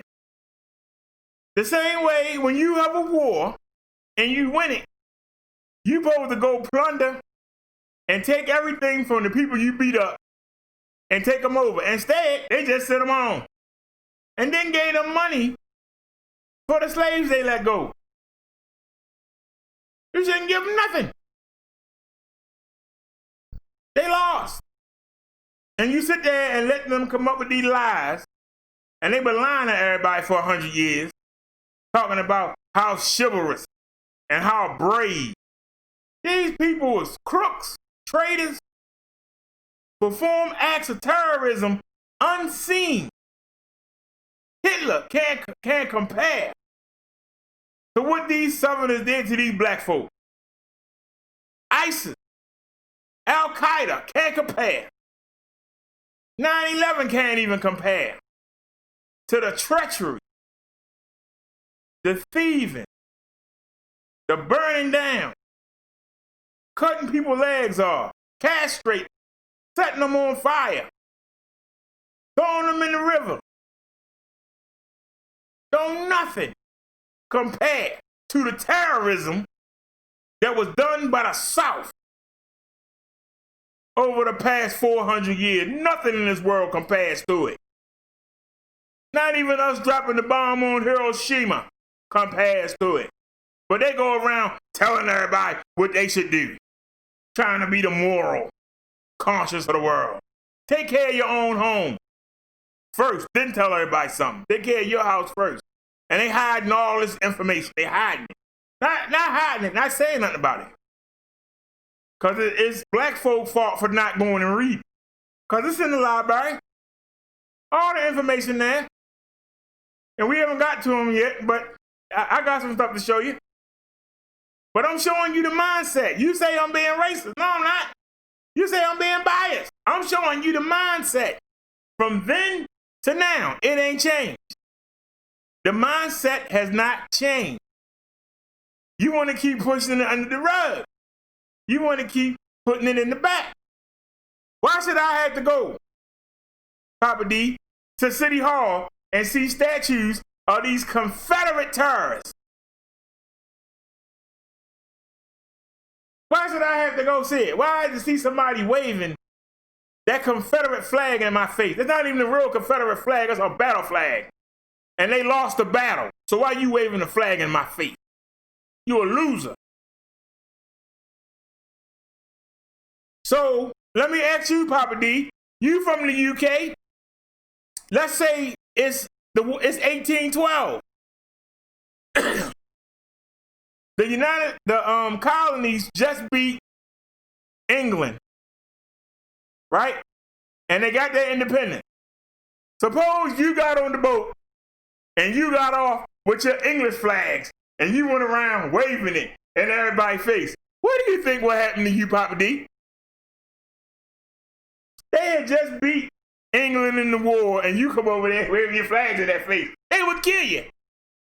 They would kill you on sight. They would kill you, Papa D. But they want to put that Confederate flag and they lost.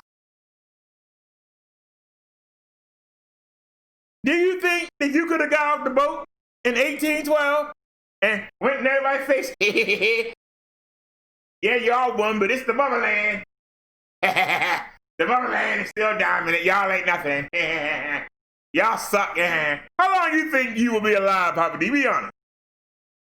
How long do you think you'd be alive? But they keep waving that flag like they did something. All they did was show how much of a terrorist they are. And then they want to rewrite history. It was the evil North.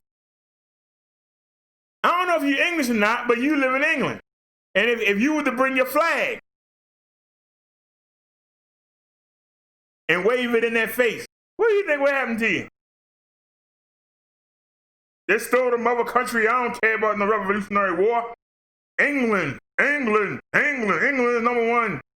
Great Britain forever. God bless the Queen, King. They kill you. They would tear you to shreds and take that flag and burn it, wipe their butt with it. But we want to sit here and let them wave that Confederate flag in our face. All the stuff that they did behind that flag, we want to let them wave it in our face. But see, in their mind, they don't see that. They ain't changed the history. It's the evil North fault. We're not going to let the government tell us anything. Now we're not going to wear masks. We're not going to let the government tell us anything. We're not going to stay in the house. We're not going to let the government tell us anything. We're going to get abortions. We're not bringing these children. We're not going to let the government tell us anything. Do you see? But I'm asking you, Papa D, do you see the parallels? Do you understand, Papa D, the parallels? The thinking ain't changed. The thinking has not changed.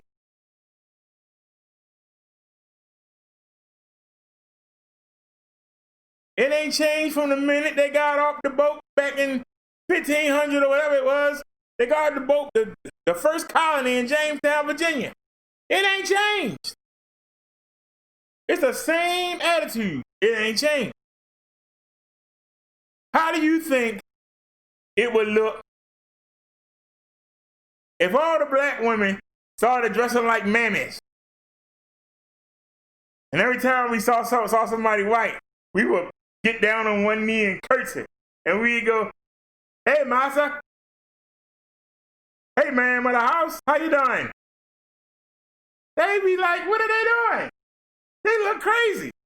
That's how they look, waving that flag in our face and trying to celebrate these terrorists.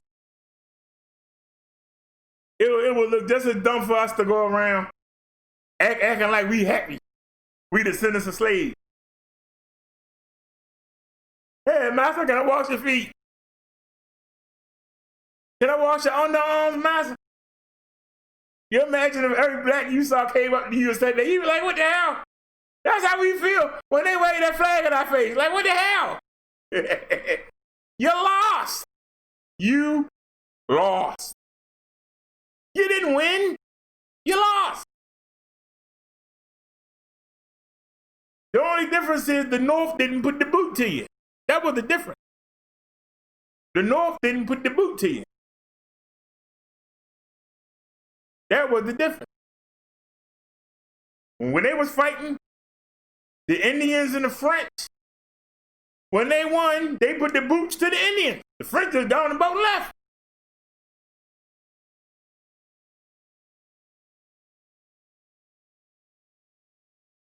But nothing happened to them. They wasn't brought up on charges. They wasn't executed. Nothing. It was like it never happened.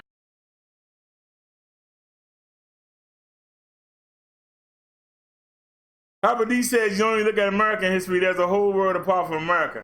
I'm just pointing this out, because nobody else got the balls to do it. We're not going to get nowhere until we understand.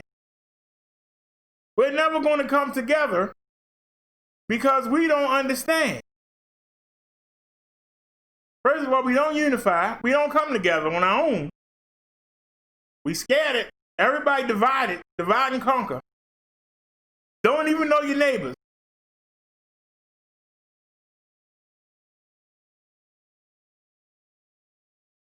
And we keep sitting here and thinking that we're gonna get somewhere when the deck is already stacked. You're only gonna ride so far. And when you get too far, they're gonna pull you back.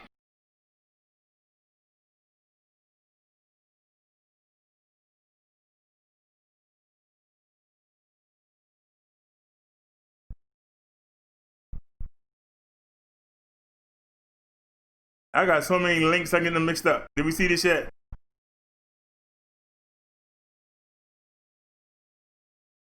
Yeah, heck with that. I gave that person some shine yesterday. Keep going.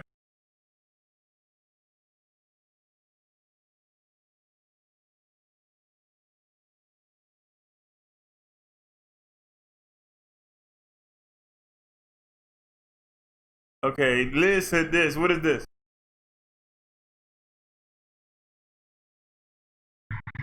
Miss. I don't know who that is. Buddy Lee. I don't know who that is, so take that off. I had to ask Liz who that is. Check out this link. We got so many of them. All right. Less than 24 hours after President Trump said the U.S. is in a good place when it comes to handling the CV pandemic, the U.S. has surpassed 3 million cases. Just yesterday, the U.S. saw its highest single-day count of new cases, with more than 60,000 infections being reported on Tuesday, the most new cases within a 24 period since the start of the pandemic. In an interview, Trump also said, we in a good place.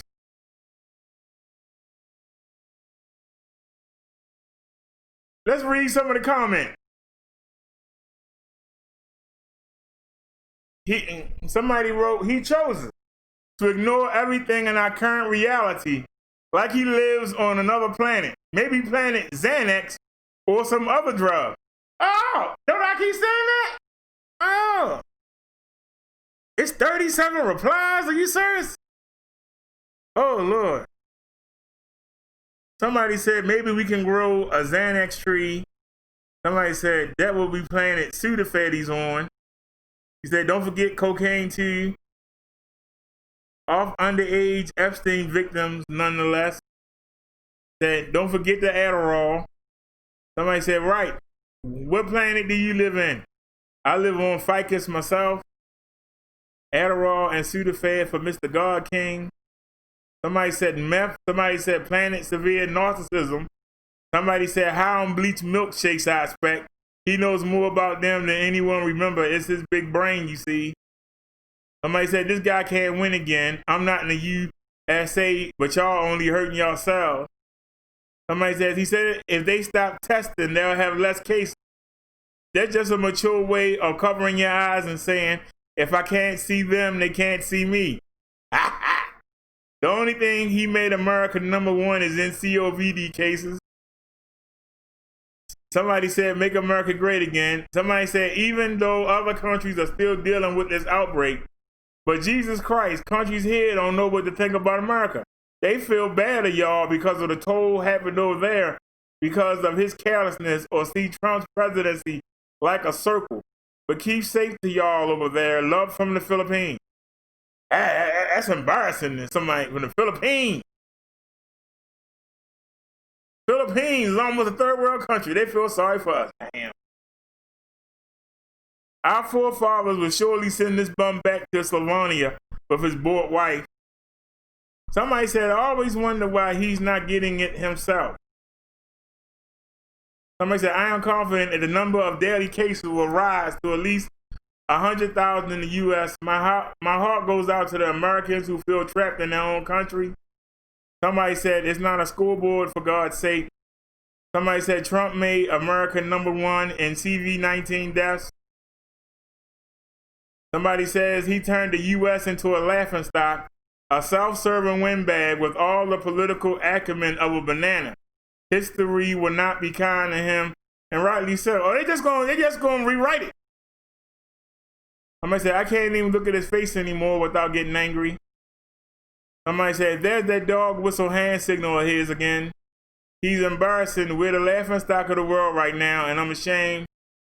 Somebody said, so POTUS disagrees with the very man he hired to combat this. So if he only hired the best people, why doesn't he listen to their advice? Ooh, that's a burner right there. And somebody said, and he wants to send our kids back to school. I don't know. I think that's a face palm emoji. Somebody said Trump did make America #1 just for the wrong reasons. Somebody said, what do you expect from a liar? Worth 62 million of our fellow citizens voted for this known liar. What did they expect?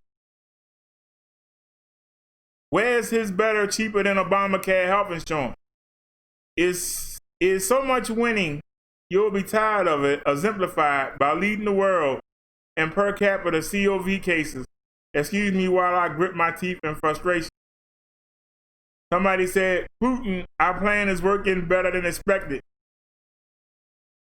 He says he disagrees with the health expert that he died to deal with the COV. What a clown. Somebody said he should visit a ER in Arizona, Florida, or Texas, since everything is just fine. Somebody said, I think this man is the worst person in the universe. Somebody says, America, this is a message from Europe. Please do not elect Trump next time. And also, not that rapper. I don't want to call you what. Somebody said, remember in March when Americans lined up at gunshots when they heard the virus was coming? It looked like they don't need more guns to get through this. Somebody said, do you remember when we had a real president, you know, one that knew what was done to prevent a virus from spreading and becoming a pandemic? Even though alt-right conservatives claim that Obama had failed during the Ebola outbreak because of 2 deaths in America. But this dealer in depth that's in the White House is doing a great job combating this virus as per all of these so-called conservative news organizations, plus Fox, who really are the sheep in all this. This person says, nothing more thankful to be living outside the U.S. Somebody said, this is no country, it's a tomb. Somebody please come collect Krusty Cheeto Puff. Somebody come collect the Krusty Cheeto Puff you dropped in the toilet 10 years ago that has come back for his revenge wearing a plastic mane. What? Somebody said, good place when you have more cases than China, laughing their butt off. Said, can someone please sneeze and cough in his face and put us out of our misery already? But this is not how to deal with pandemics and also liberty for the sake of their stupidity. Delusional roll on November, the lunatic in chief national firing cannot come soon enough. That you know lying and being dishonest will catch up with this crook. Somebody said Trump's big brain adventure is starting again. Somebody said make America great again, laugh out loud. So hundreds of people are dying and Trump says we're in a good place. Wow, the country we live in, shake my head. Somebody said read Mary Trump's book, Too Much and Never Enough. How my family created the world's most dangerous man, then you'll understand why. She said, he means him and his family. You, on the other hand, is screwed. China and Italy, we have so many cases. This is too much. America, make my America great again, cat. Oh my God, he's out of his mind, crazy guy. He's got a golf resort here in Ireland, and he asked the Irish government for a bailout. He has no dignity, decency, or even the ability to feel shame.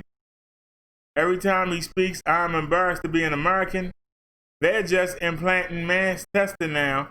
It does really represent the condition of the virus and effect on the population. More testing equal positive tests.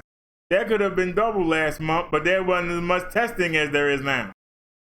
But I'm sure he figures that once his financial records are looked at, he's done one way or the other. So imagine the leader of the U.S. doing everything he can to hurt the U.S. in order to keep secret. The people who voted for them hopefully is regretting it now. This makes me proud that I live in Canada. Before I get bashed, I hold dual citizenship and relatives on both sides, and I still enjoy visiting the U.S. I think he means he's in a good place. He has an unlimited supply of vaccine in the bunker. They say, y'all, this isn't even the second wave yet. Oh my effing God. And the second one is usually worse. So if it's this bad, somebody said, if we are in a good place right now, then how bad would it be if the U.S. is in a bad place? People are suffering and trying to survive this deadly pandemic with no help from his administration. Make America great again, though ignoring experts in CV-19. If the U.S. are in a good place right now, can't wait to see what they're going to call the next 4 weeks. Facts are not on his side, and the more he lies about it, the more it feels like communist propaganda. There's that more tests equal more cases. Deaths have been down for 10 straight weeks. COV death rate is 0.6%. Stop drinking the Kool-Aid. Somebody said, are you tired of whining all the time? And this is what you get when a game show host gets to run a country. Somebody said, "Oh, folk, this is the bad place. The U.S. is in a good place if you want to die. Please, for the love of God, give him CV-19. He'd be singing a different tune. If Trump says this is a good place, I'm moving to Mars." I can't take no more. I was reading the comments. That's just so y'all can see. Oh, let me look at the chat.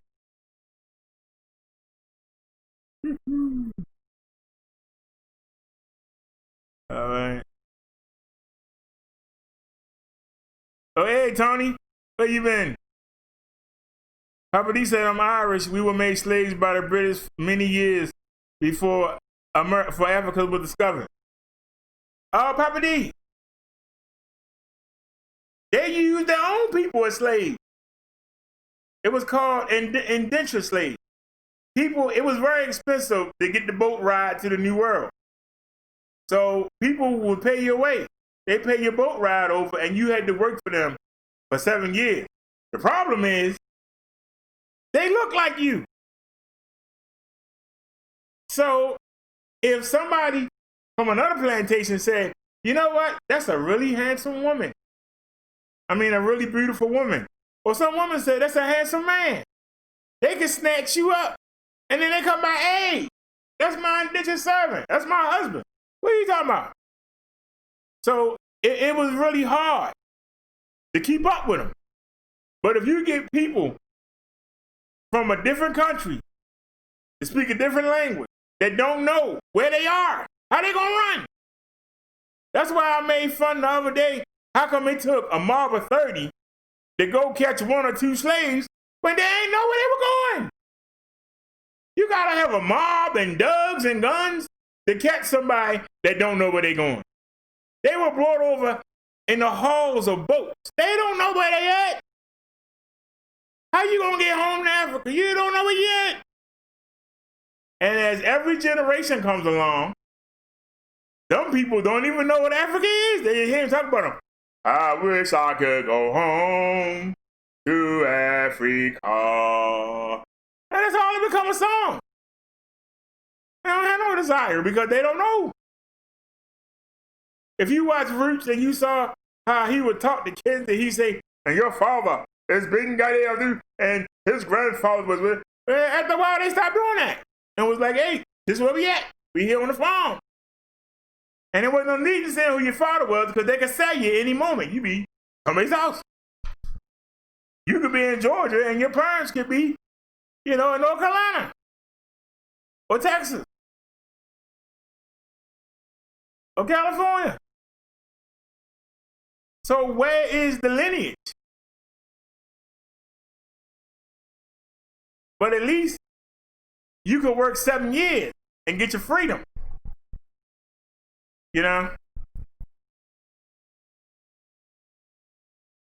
Tony said, "You seen the 7-year-old twins that won the best costume for Purim? Purim is the Hebrew version of Halloween. The twins were dressed as the Twin Towers with the planes hidden it. Shake my damn head." That's sick. That's just sick. Papa D, there's different kinds of slavery. But that's not the issue I was making. I was making the issue about the mentality.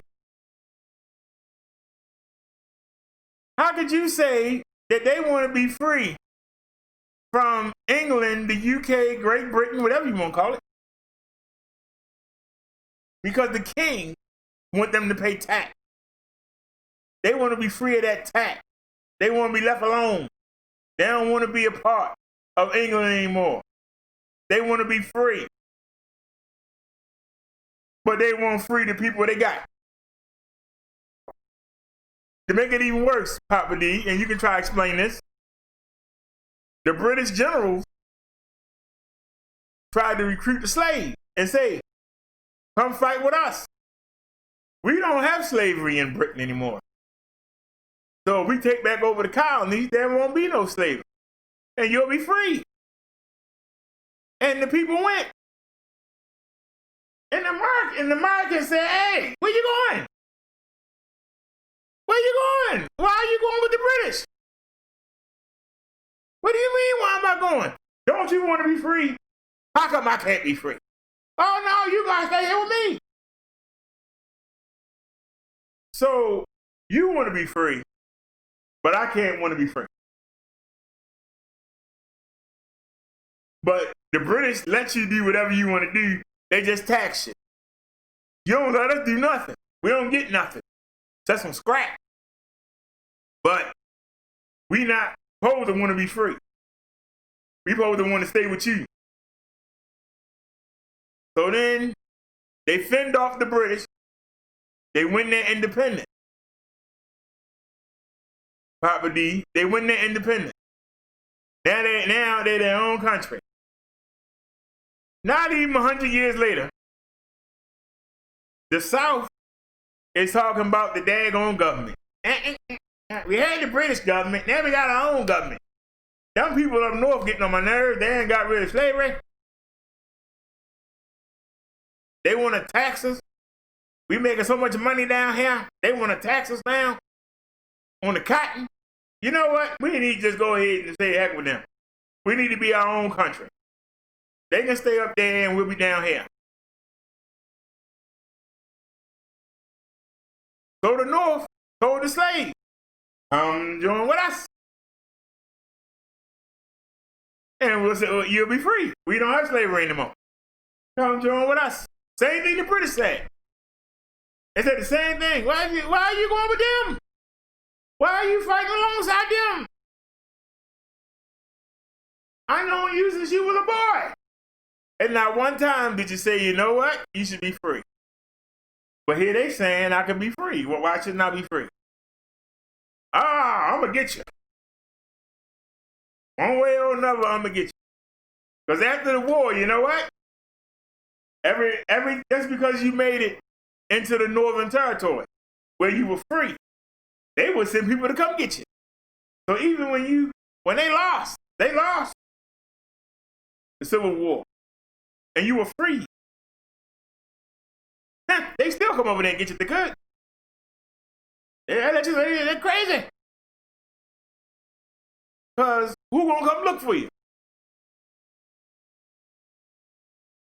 That's just crazy. That's a mentality. And I've shown you the mentality. You know, I've shown you the evidence. But you're right, conquered people usually ending up as slaves. So the South, they should have been slaves to the North. But they let them just go on. I ain't never seen nothing like that.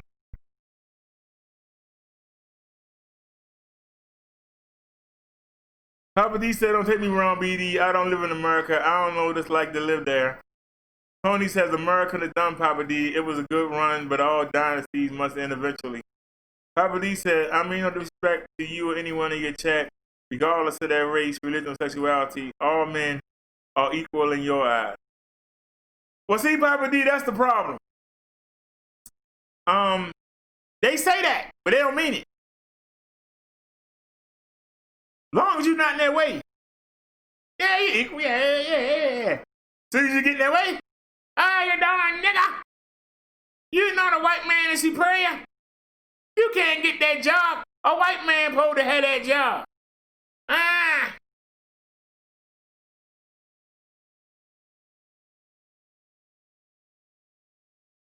God darn it. I had a black man a city councilman. Now we gotta do something about this. Black man shouldn't be over no dang on white man. That's when that equality stopped. No. No.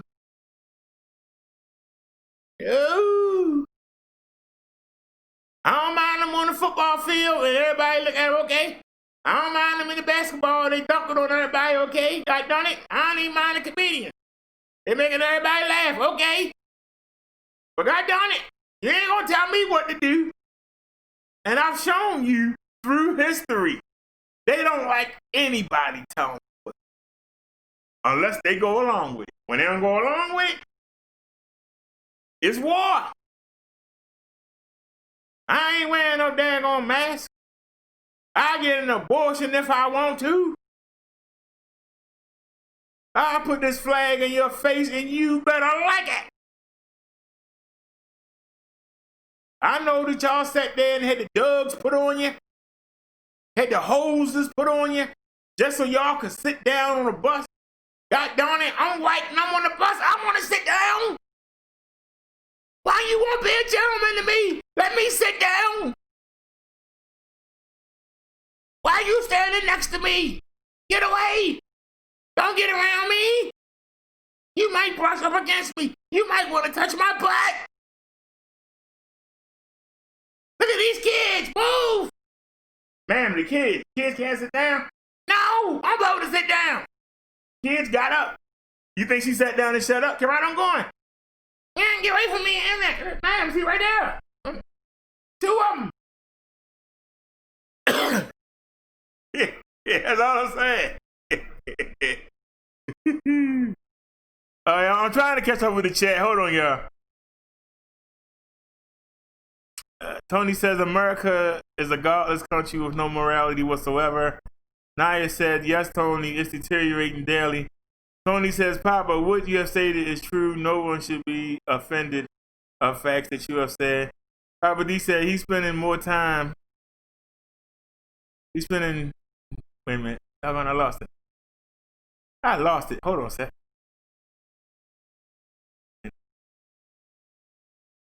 Yeah, he said I'm spending more time reading that chat than I read my own. Tony said, who chat is that?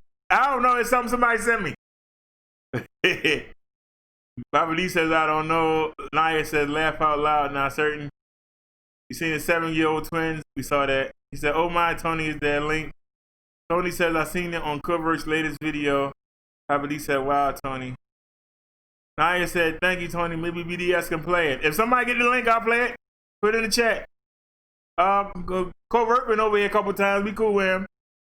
Tony says, I was just sickened when I seen that earlier, Papa, especially that I lost a cousin in the North Tower. Tony said, yes, Naya, Covert wants the video to be shown on anyone's platform, so it'll be okay. Papa D says, sorry to hear that, Tony. As I said earlier, there's good and evil in all races and religions. Tony says, the Orthodox Jews don't believe in the false state of Israel, and I always respected the Hasidic community. Lev Tahor. Tony says, I mean, they live like dirt bags, but who am I to judge? Papa D said, laugh out loud. Naya said, Tony, he here sometime. And Naya says, I'm sure he wouldn't mind at all. Tony says, oh, really, Naya? So it definitely wouldn't have an issue if BD played this video. No, we played some of his videos. Tony said, Naya, how's the lovely Liz been doing this pandemic? She was here earlier.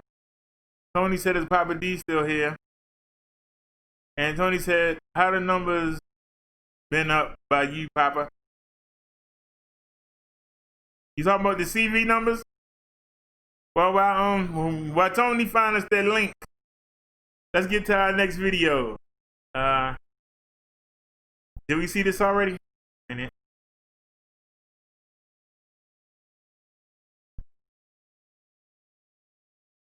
All right. Now this video right here, it's 8 minutes long. So let me do a preamble. I told y'all earlier about the lost cause. Now see, unlike most people, I'm not gonna snow you. And if I tell you something, I'm gonna back it up.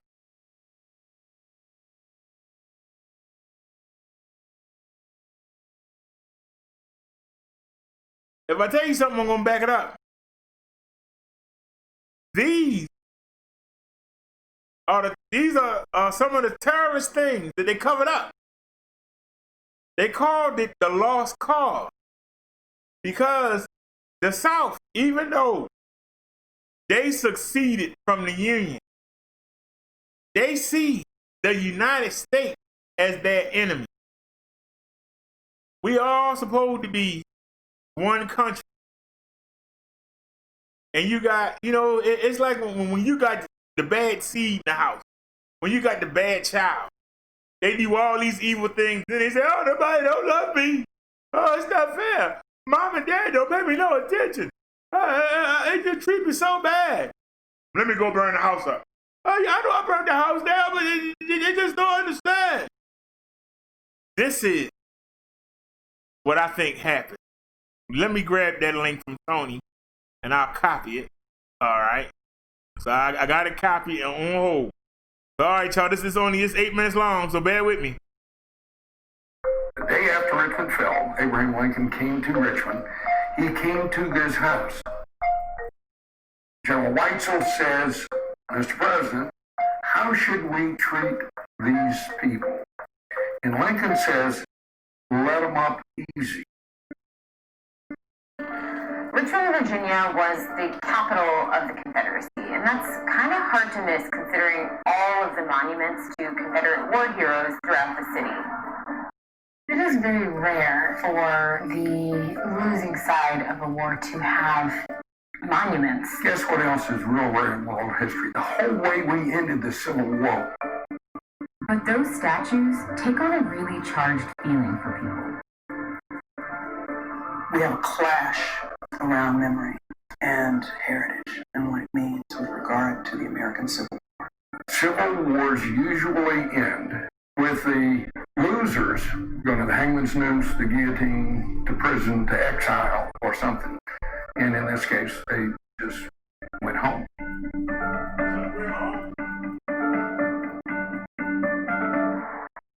In America today, almost half the country believes that the Civil War was about states' rights. But the historical record shows that the Civil War was about slavery. I talked to Wade Walls, the former president of the Museum of the Confederacy, to get some answers. Was slavery the principal cause of that political dispute? Yeah. There's no way to deny that. But to say Confederacy is synonymous with racist is to connote, and nobody else was, and they were all by themselves in that. 99% of the white people living in the United States in 1860 were racist, including Abraham Lincoln. Initially, Lincoln was not in favor of giving blacks voting rights, or allowing them to hold office, or even intermarry with whites. Eventually, he did make incredible steps forward in terms of equal rights, like the 13th Amendment and the Freedmen's Bureau Bill. But his main priority at the time was keeping the Union together. So he also pardoned all the Confederates and vetoed legislation banning slavery altogether. Back then, white supremacy was the nation's prevailing social order throughout all of the Union. Another side of reconciling is we got to push those African Americans out of the way. They're in the way to the national reconciliation of the white North and white South. That gives ground for a lost cause politically, which was we couldn't have been wrong, we simply must have been outnumbered. The Lost Cause was a national propaganda campaign to misrepresent what the Civil War was actually about. The main tenets of the Lost Cause are that the Confederacy was fighting for states' rights, not slavery, that slaves had great working conditions, were loyal to their masters, and often fought for the Confederacy, portraying slave owners as kind and Southerners in general as more steeped in Christian values, in order to make the case that they were fighting for a just cause and only lost because they were outnumbered.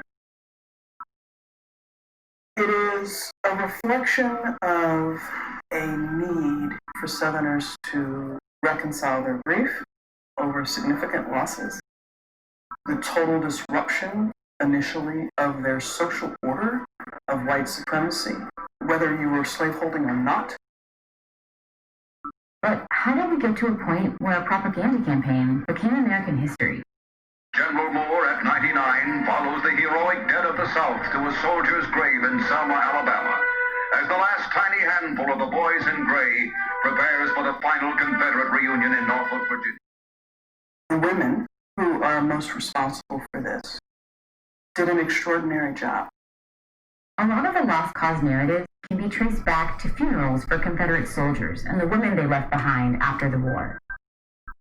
Women all over the South started creating memorial associations to collect the bodies of Confederate soldiers, properly bury them, and create monuments to their fallen heroes. One of the most prominent groups was the Confederate Memorial Literary Society. They send out a call to prominent white women throughout the South and say, we have to preserve the legacy of our work. And they open up what they call the Confederate Museum, and it is a hit. It was a shrine. It was a shrine to the Confederacy. Each room of the house was set up with these artifacts from each of the Confederate states. But it's only their story. If black folk are represented, it's because they are the loyal, loving slaves, supposedly. One of the underrepresented stories of the American Civil War is the U.S. colored troops.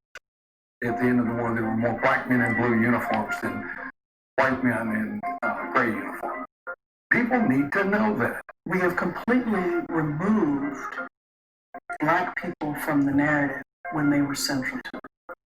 The Lost Cause made its way into popular culture through films like Birth of a Nation and Gone with the Wind. Confederates need them, so we's going to dig for the South. Don't worry, we'll stop them here. And eventually found its way into school textbooks and even legislation. This group has nothing to do with discrimination that Congress prohibits, nor do they advocate. 1910, they make the decision that, hey, no more textbooks that speak ill of the Confederacy. And that persists until today in some places. In 2018, Tony's coming in. decided to merge their museums to provide a more accurate picture of the Civil War from multiple perspectives. What you want is for people to form their own perspective fully informed.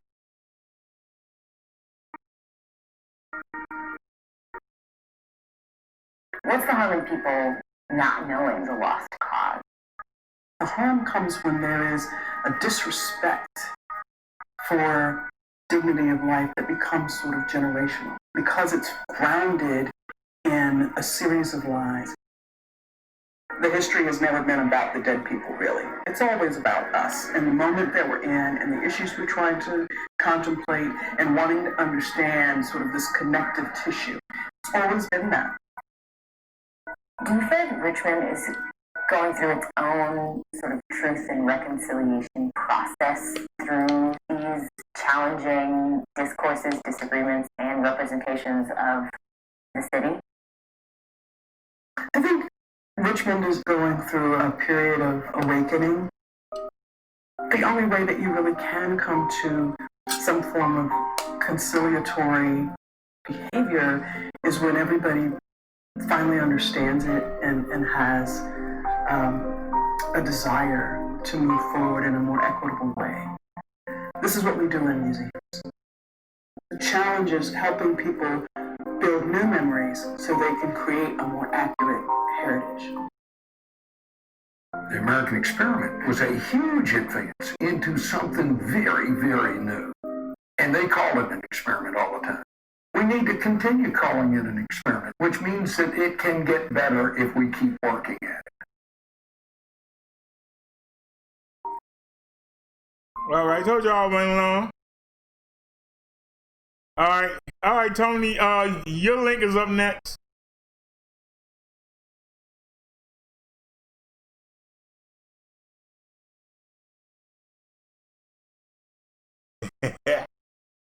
Tony says, I'm thinking that Summer Breeze is you know who. Well, I sure hope that, I hope they can bring a better argument than they brought. Because this just blew up everything Summer Breeze said. Told me to do my research. We saw the legislation where it said no Confederate figure will be shown in a negative light. And they retaught history to their children. They changed it all around. They were the terrorists, but they made themselves the hero. Do y'all understand that? You got the widows of the men that died in the war. They going around making monuments and making museums, and they only telling you their side of the story. That the North is so bad. That all black men want to do is rape white women. That you gotta stay on a black woman. This is the propaganda that they put out. You heard them say what I said. How come those traitors were not locked up or punished?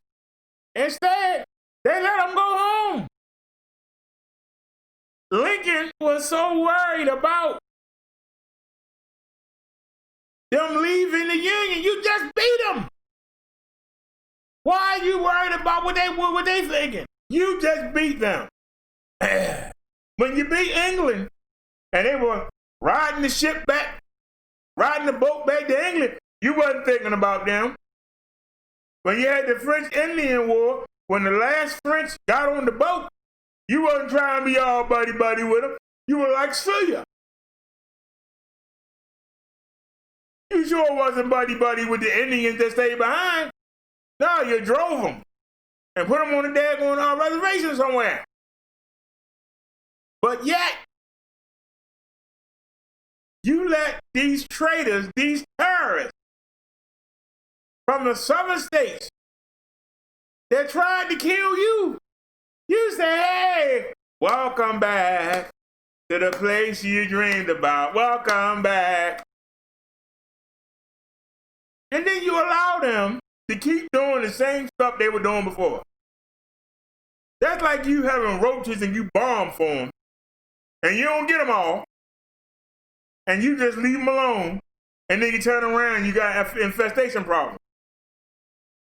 Well, that's what happened. They didn't stay on top of those in the South. Some places in Texas and California had slavery 2 years after the Emancipation Proclamation. The slaves didn't know, and the masses wasn't going to tell them. If the soldiers didn't come by and say, hey, this is done, man, what are you doing? It's illegal now. Oh, it is? All right, y'all got to go. Y'all free. But I got 2 more years out of you. Y'all understand what I'm saying? You just saw they purposely changed the history to make themselves be the hero, even though they was the villain. Well, I'm talking about that thinking. Y'all think that I'm being funny. No, I'm not. I'm showing you. I've shown you from the front, from the back, from the left to the right. I took you back to the 1600s all the way up to now. I ain't shown you. You can get mad at me all you want. You can cuss and fuss me out. But the fact of the matter is, these are the facts. And you cannot deny what I've said. You might not want to hear it, but you can't deny it. All right, y'all. This is from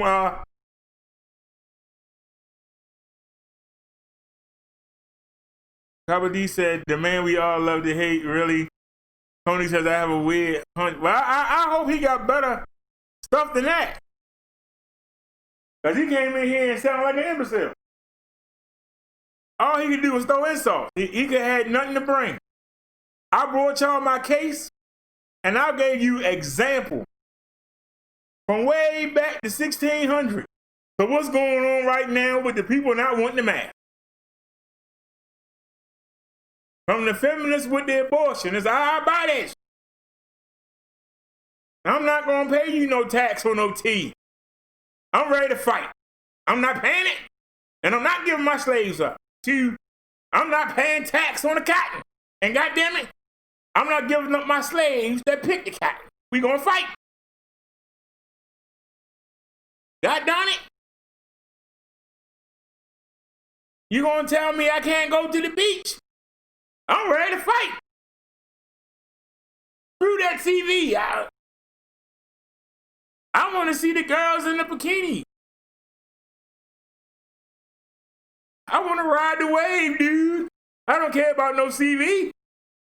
I want to do what I want to do. I just showed you a mentality in the brain.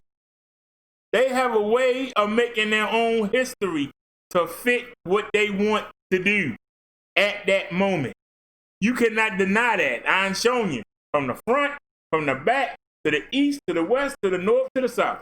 I've laid down a good foundation. Anybody got something to counter it? Tony, I got your link. I just wanted to finish that off. Before we move on to Tony's link, anybody got any comment? Before we move on to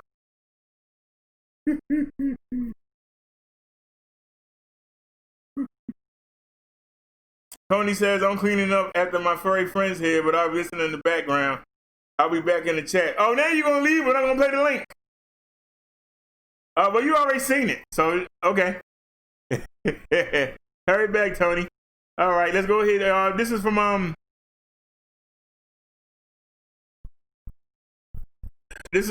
Tony, y'all. This is, Covert Radio.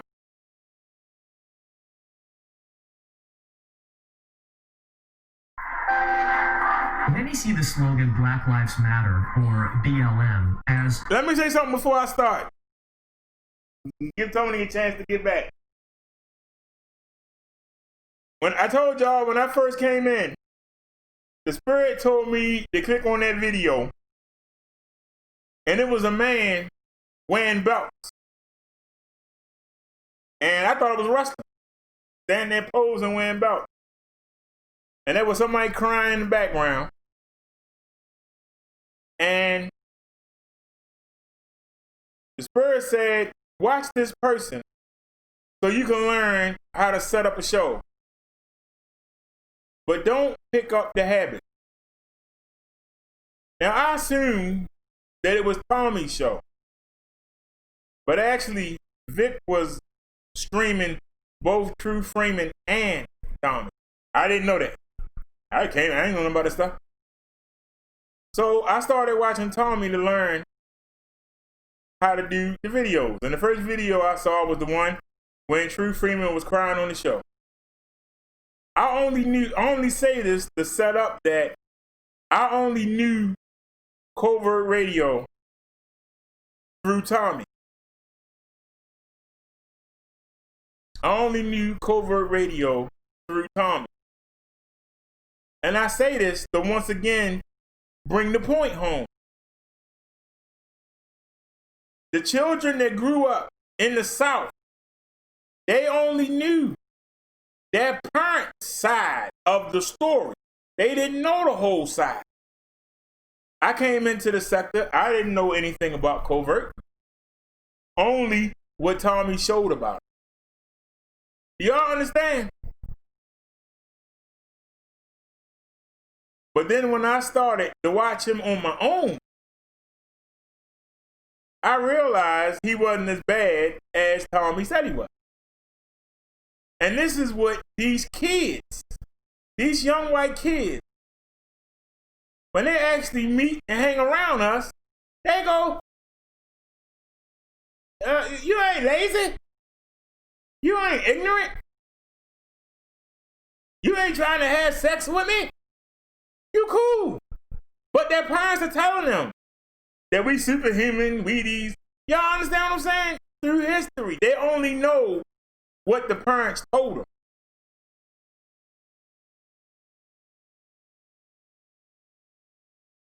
I just wanted to make that point. All right, this is Covert Radio, y'all. A noble plea for equal treatment under the law. It's a cry to secure the rights of life, liberty, and the pursuit of happiness for everyone. But what does the Black Lives Matter organization actually stand for? To find out, look no further than their leaders, Alicia Garza, Opal Tometi, and Patrisse Cullors. Here's Cullors in a revealing 2015 interview. We actually do have an ideological frame. Myself and Alicia in particular are trained organizers. We are trained Marxists. Visit the Black Lives Matter website and read the list of demands to get a sense of how deep a transformation they seek. One of those demands proclaims, quote, "We disrupt the Western prescribed nuclear family structure requirement by supporting each other as extended families and villages that collectively care for one another. We can't be certain, but it's hard to believe this radical agenda is what most signed up for when they made that hashtag Black Lives Matter social media post, or that every employee, customer, or shareholder at Nike endorses a disruption of the family. Garza first coined the phrase in 2013, the day George Zimmerman was acquitted of murdering Trayvon Martin. Her friend Colors added the hashtag and joined the words so it could travel through social media. Tometi created the digital platform blacklivesmatter.com. According to Robert Stilson of the Capital Research Center, the group became a self-styled global network in 2014 and a fiscally sponsored project of a separate progressive nonprofit in 2016. This evolution has helped embolden an agenda vastly more ambitious than a national defunding of police. The goals of the Black Lives Matter organization go far beyond what most people think. They're hiding in plain sight, there for the world to see. If only we read beyond the slogans and the summaries of the movement they helped to create. It's a distinction with a profound difference. Their radical Marxist agenda is bent on supplanting the basic building blocks of society, the family, replacing it with the state, and destroying the economic system that has lifted more people from poverty than any other. Theirs is a blueprint for misery, not justice. It must be rejected.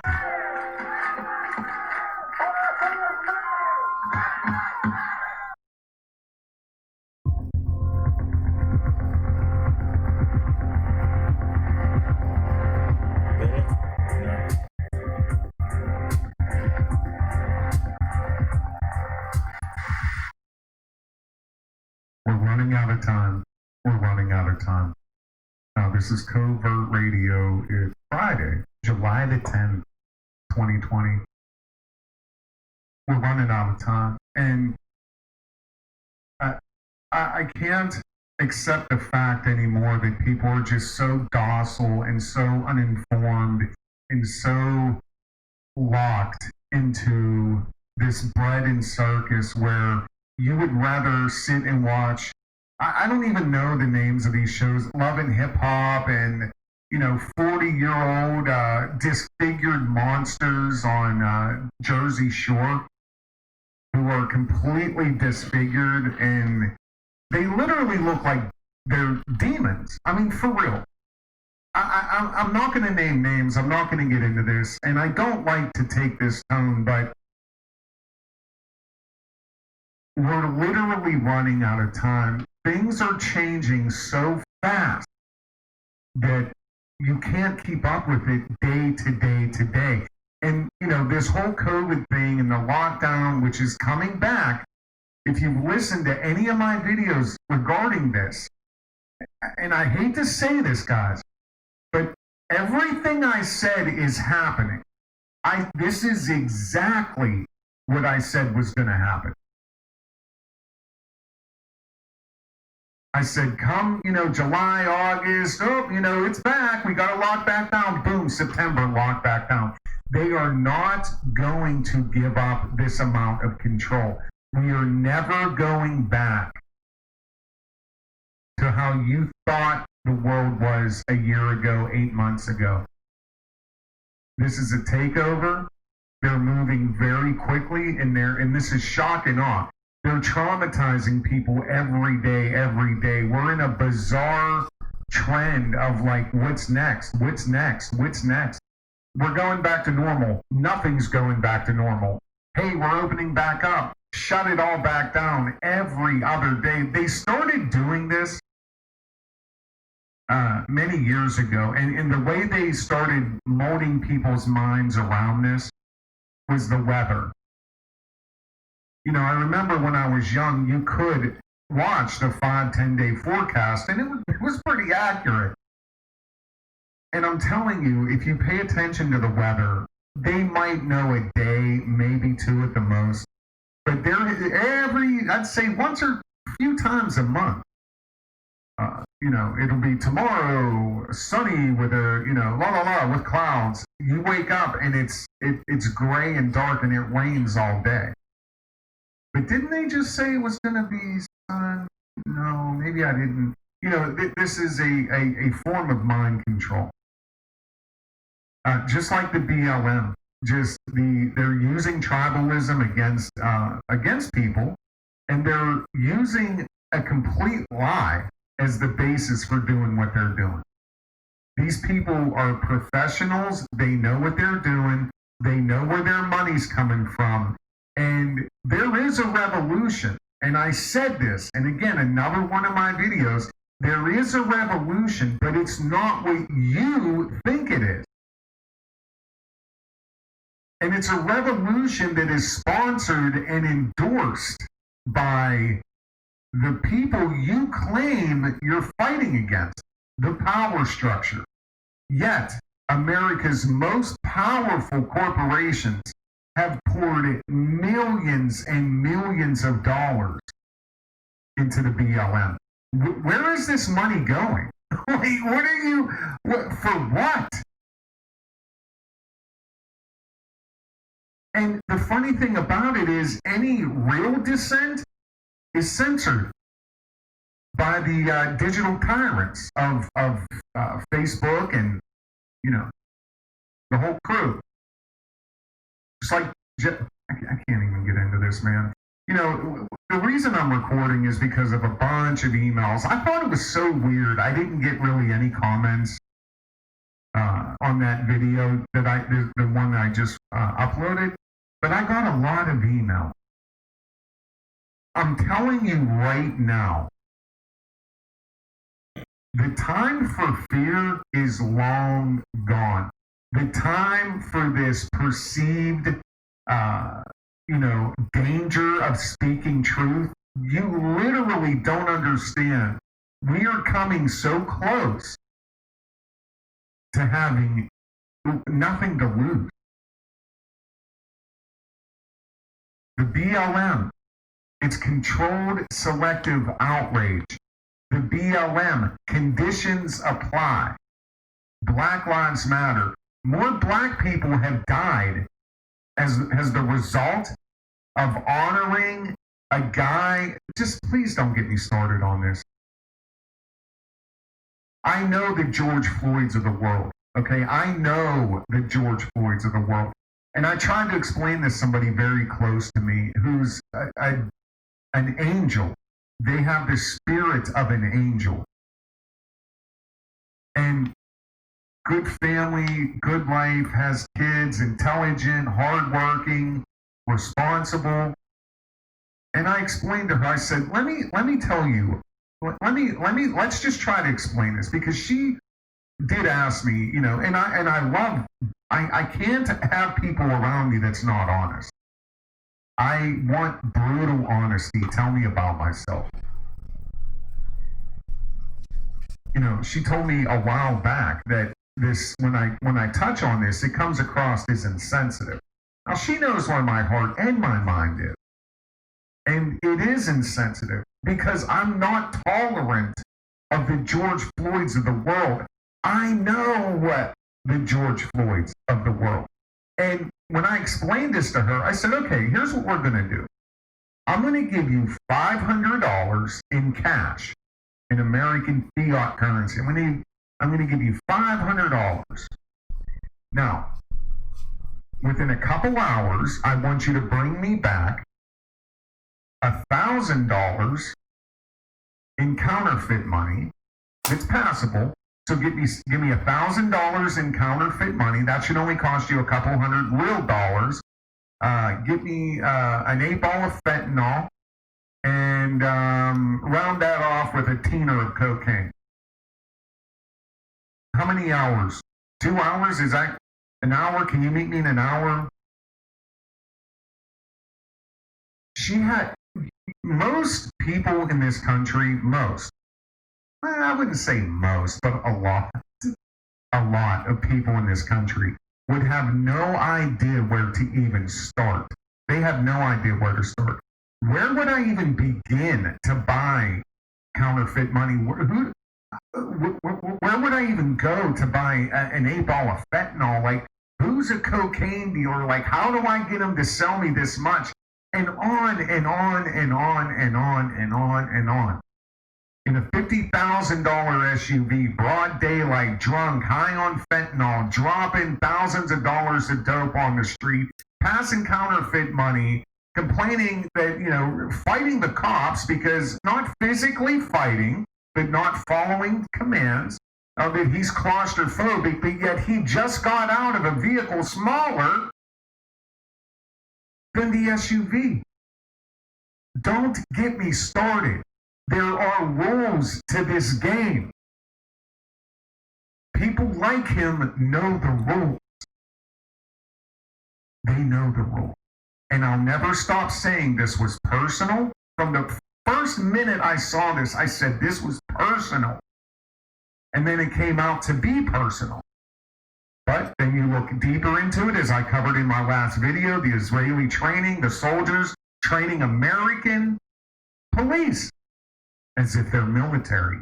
Obama, for 8 years, flooding the American streets with military equipment, military vehicles.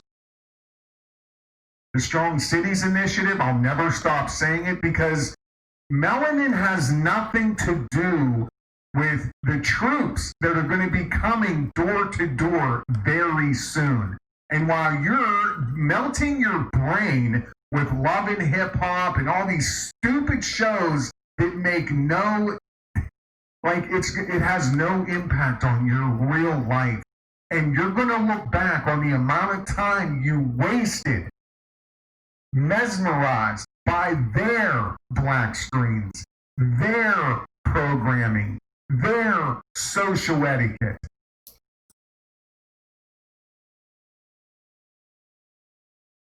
You're gonna hate yourself.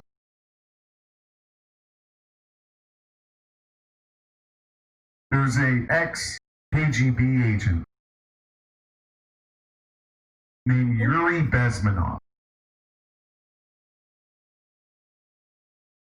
A few years ago, and I believe it was Sotomayor, but somebody sent me a long email.